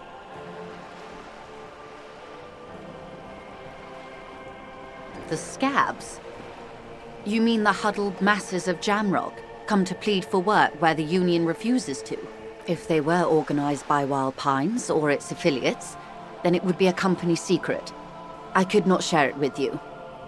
Not right now, at least. It's implied. She's open to discussing this matter with you at a later occasion. Mr. Clare told him to... how did he put it? Fuck off, midget. Gaumont is short of stature, you see. Yes. Keep in mind, this is a negotiator Mr. Clare has worked with before, and who was more than fair with him and the union. Everard Clare is a man of the utmost integrity. If you can say one thing about him, it's that he always puts the interest. Of course not. Everard is fantastically corrupt. I imagine he has a thick, viscous goo where you and I have blood. He is the most corrupt individual I have ever seen, and I deal with men like him for a living. If there is anyone more venal, more irredeemably nepotistic, then it's his twin brother, Edgar. Yes, Edgar looks exactly like his brother, except for that lazy eye. He also talks exactly like Everard does, and when one's term as foreman is up, the other takes over.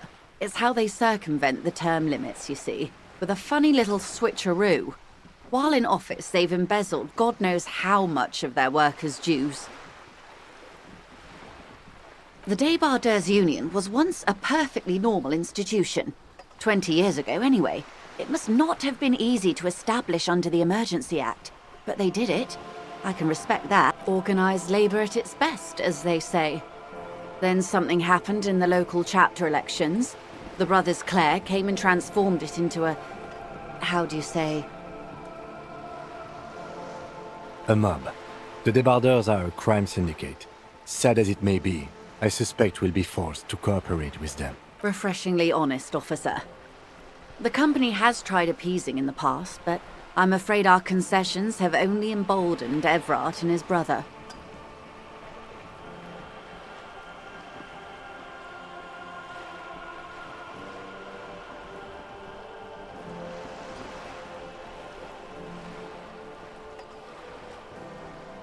And your opinion, Detective, if I may ask?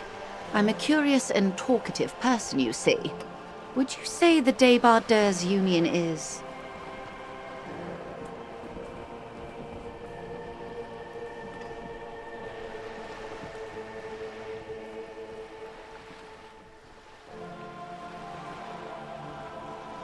Why do you think so?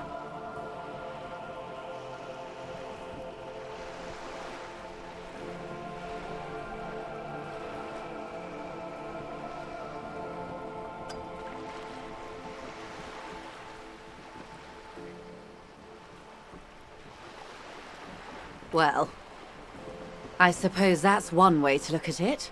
They're an interesting composition, albeit vile. But enough about Everard. What else can I do for you? I'm glad you asked. There was a woman, the previous forewoman of the Disappeared?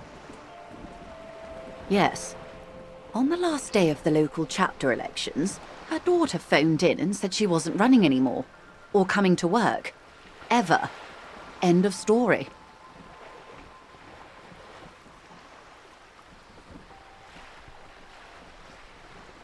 Downright haunting, if you ask me.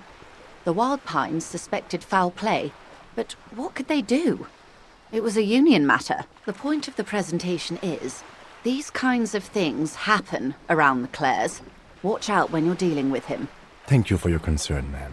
We'll be just fine. Of course. How else can I help? Why, yes I am.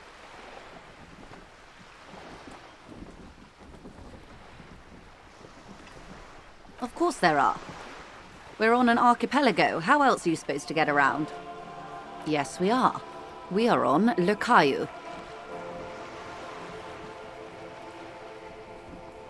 We are. And the city of Revachol is on the island of Le Caillou. She nods attentively. Good.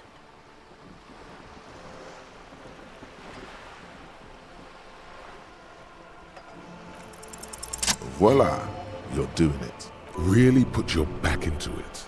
Yell it from the top of your lungs.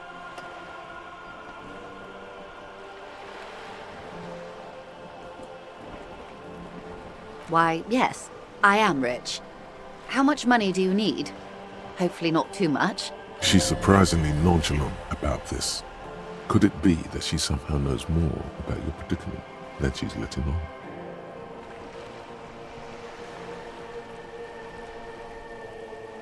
Come now, nobody carries that much cash. And even if I did, I still would not give you 10,000 real. I would rather buy something nice with it, like expensive hi-fi or a new hydrodynamic E40 sail.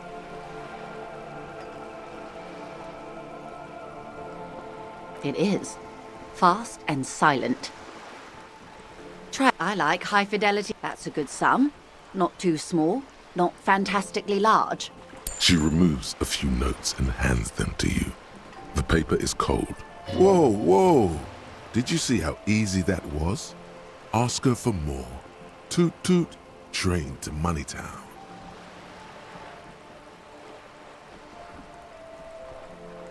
Can you eat honor? Are you an omnivore? Give me a break. So, I hope I didn't just bribe you, officer. It may not be technically illegal under the Emergency Act, but still.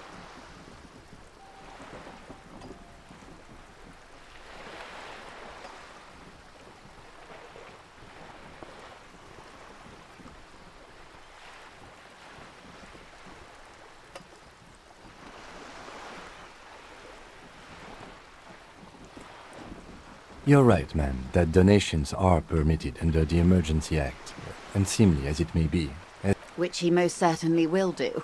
Now, how else can I help the RCM today, besides supplementing its salaries?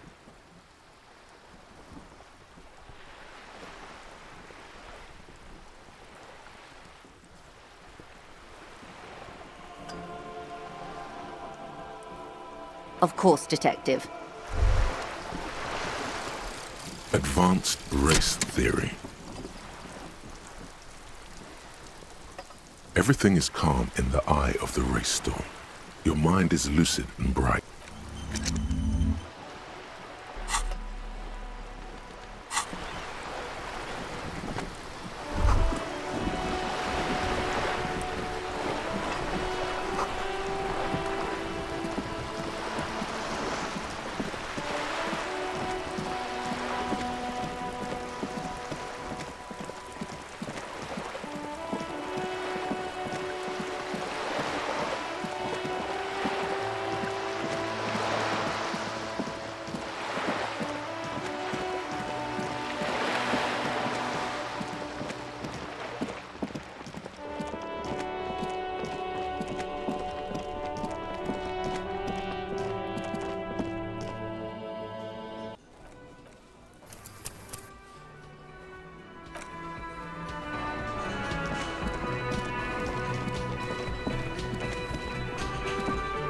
can I help you?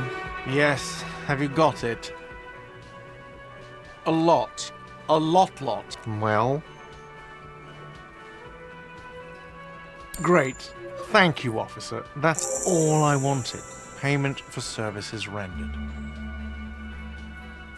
He's not sorry about his behavior for your sake. Now that you have money, he really wants to make sure you're not angry with him. It's good you paid before 9 p.m., or your door would have been locked electronically. Please pay for each night in advance starting tomorrow. 20 real per... I'll take a room here too. Of course. Always happy to have officers from the RCM as guests. Anything else I can do for you?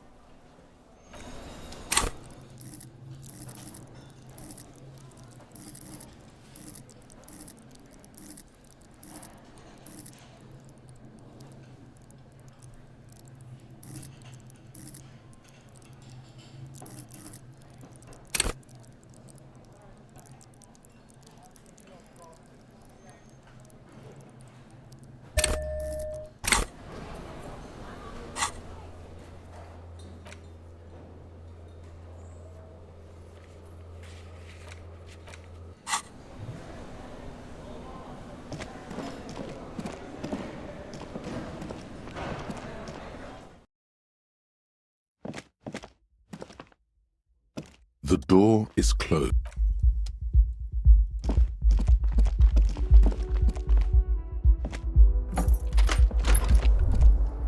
Kim also tries not to look at the pile of taped viscera on the carpet, or the weird suitcase on the hat rack, or the potted plant dying in the corner. No problem, officer.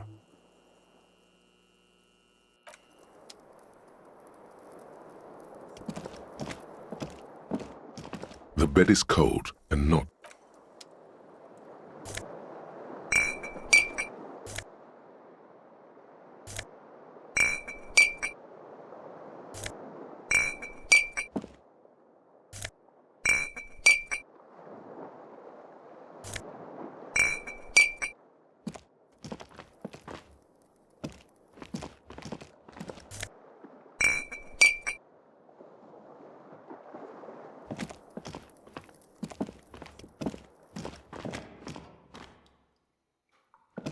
A mirror hangs on the bathroom wall.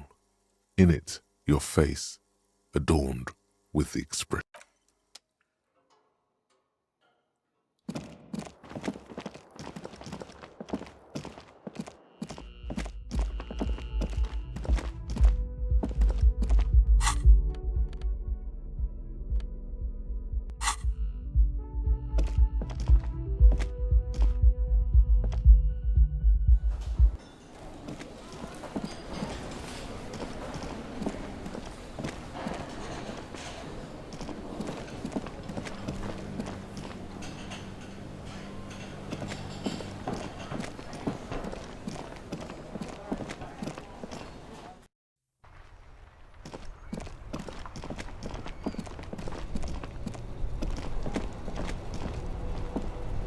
Hello again, my man. What's on your mind?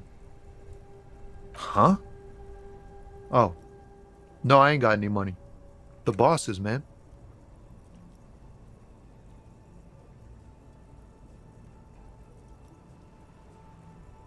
Makes sense. Maybe don't tell people. The people they don't like are actually right.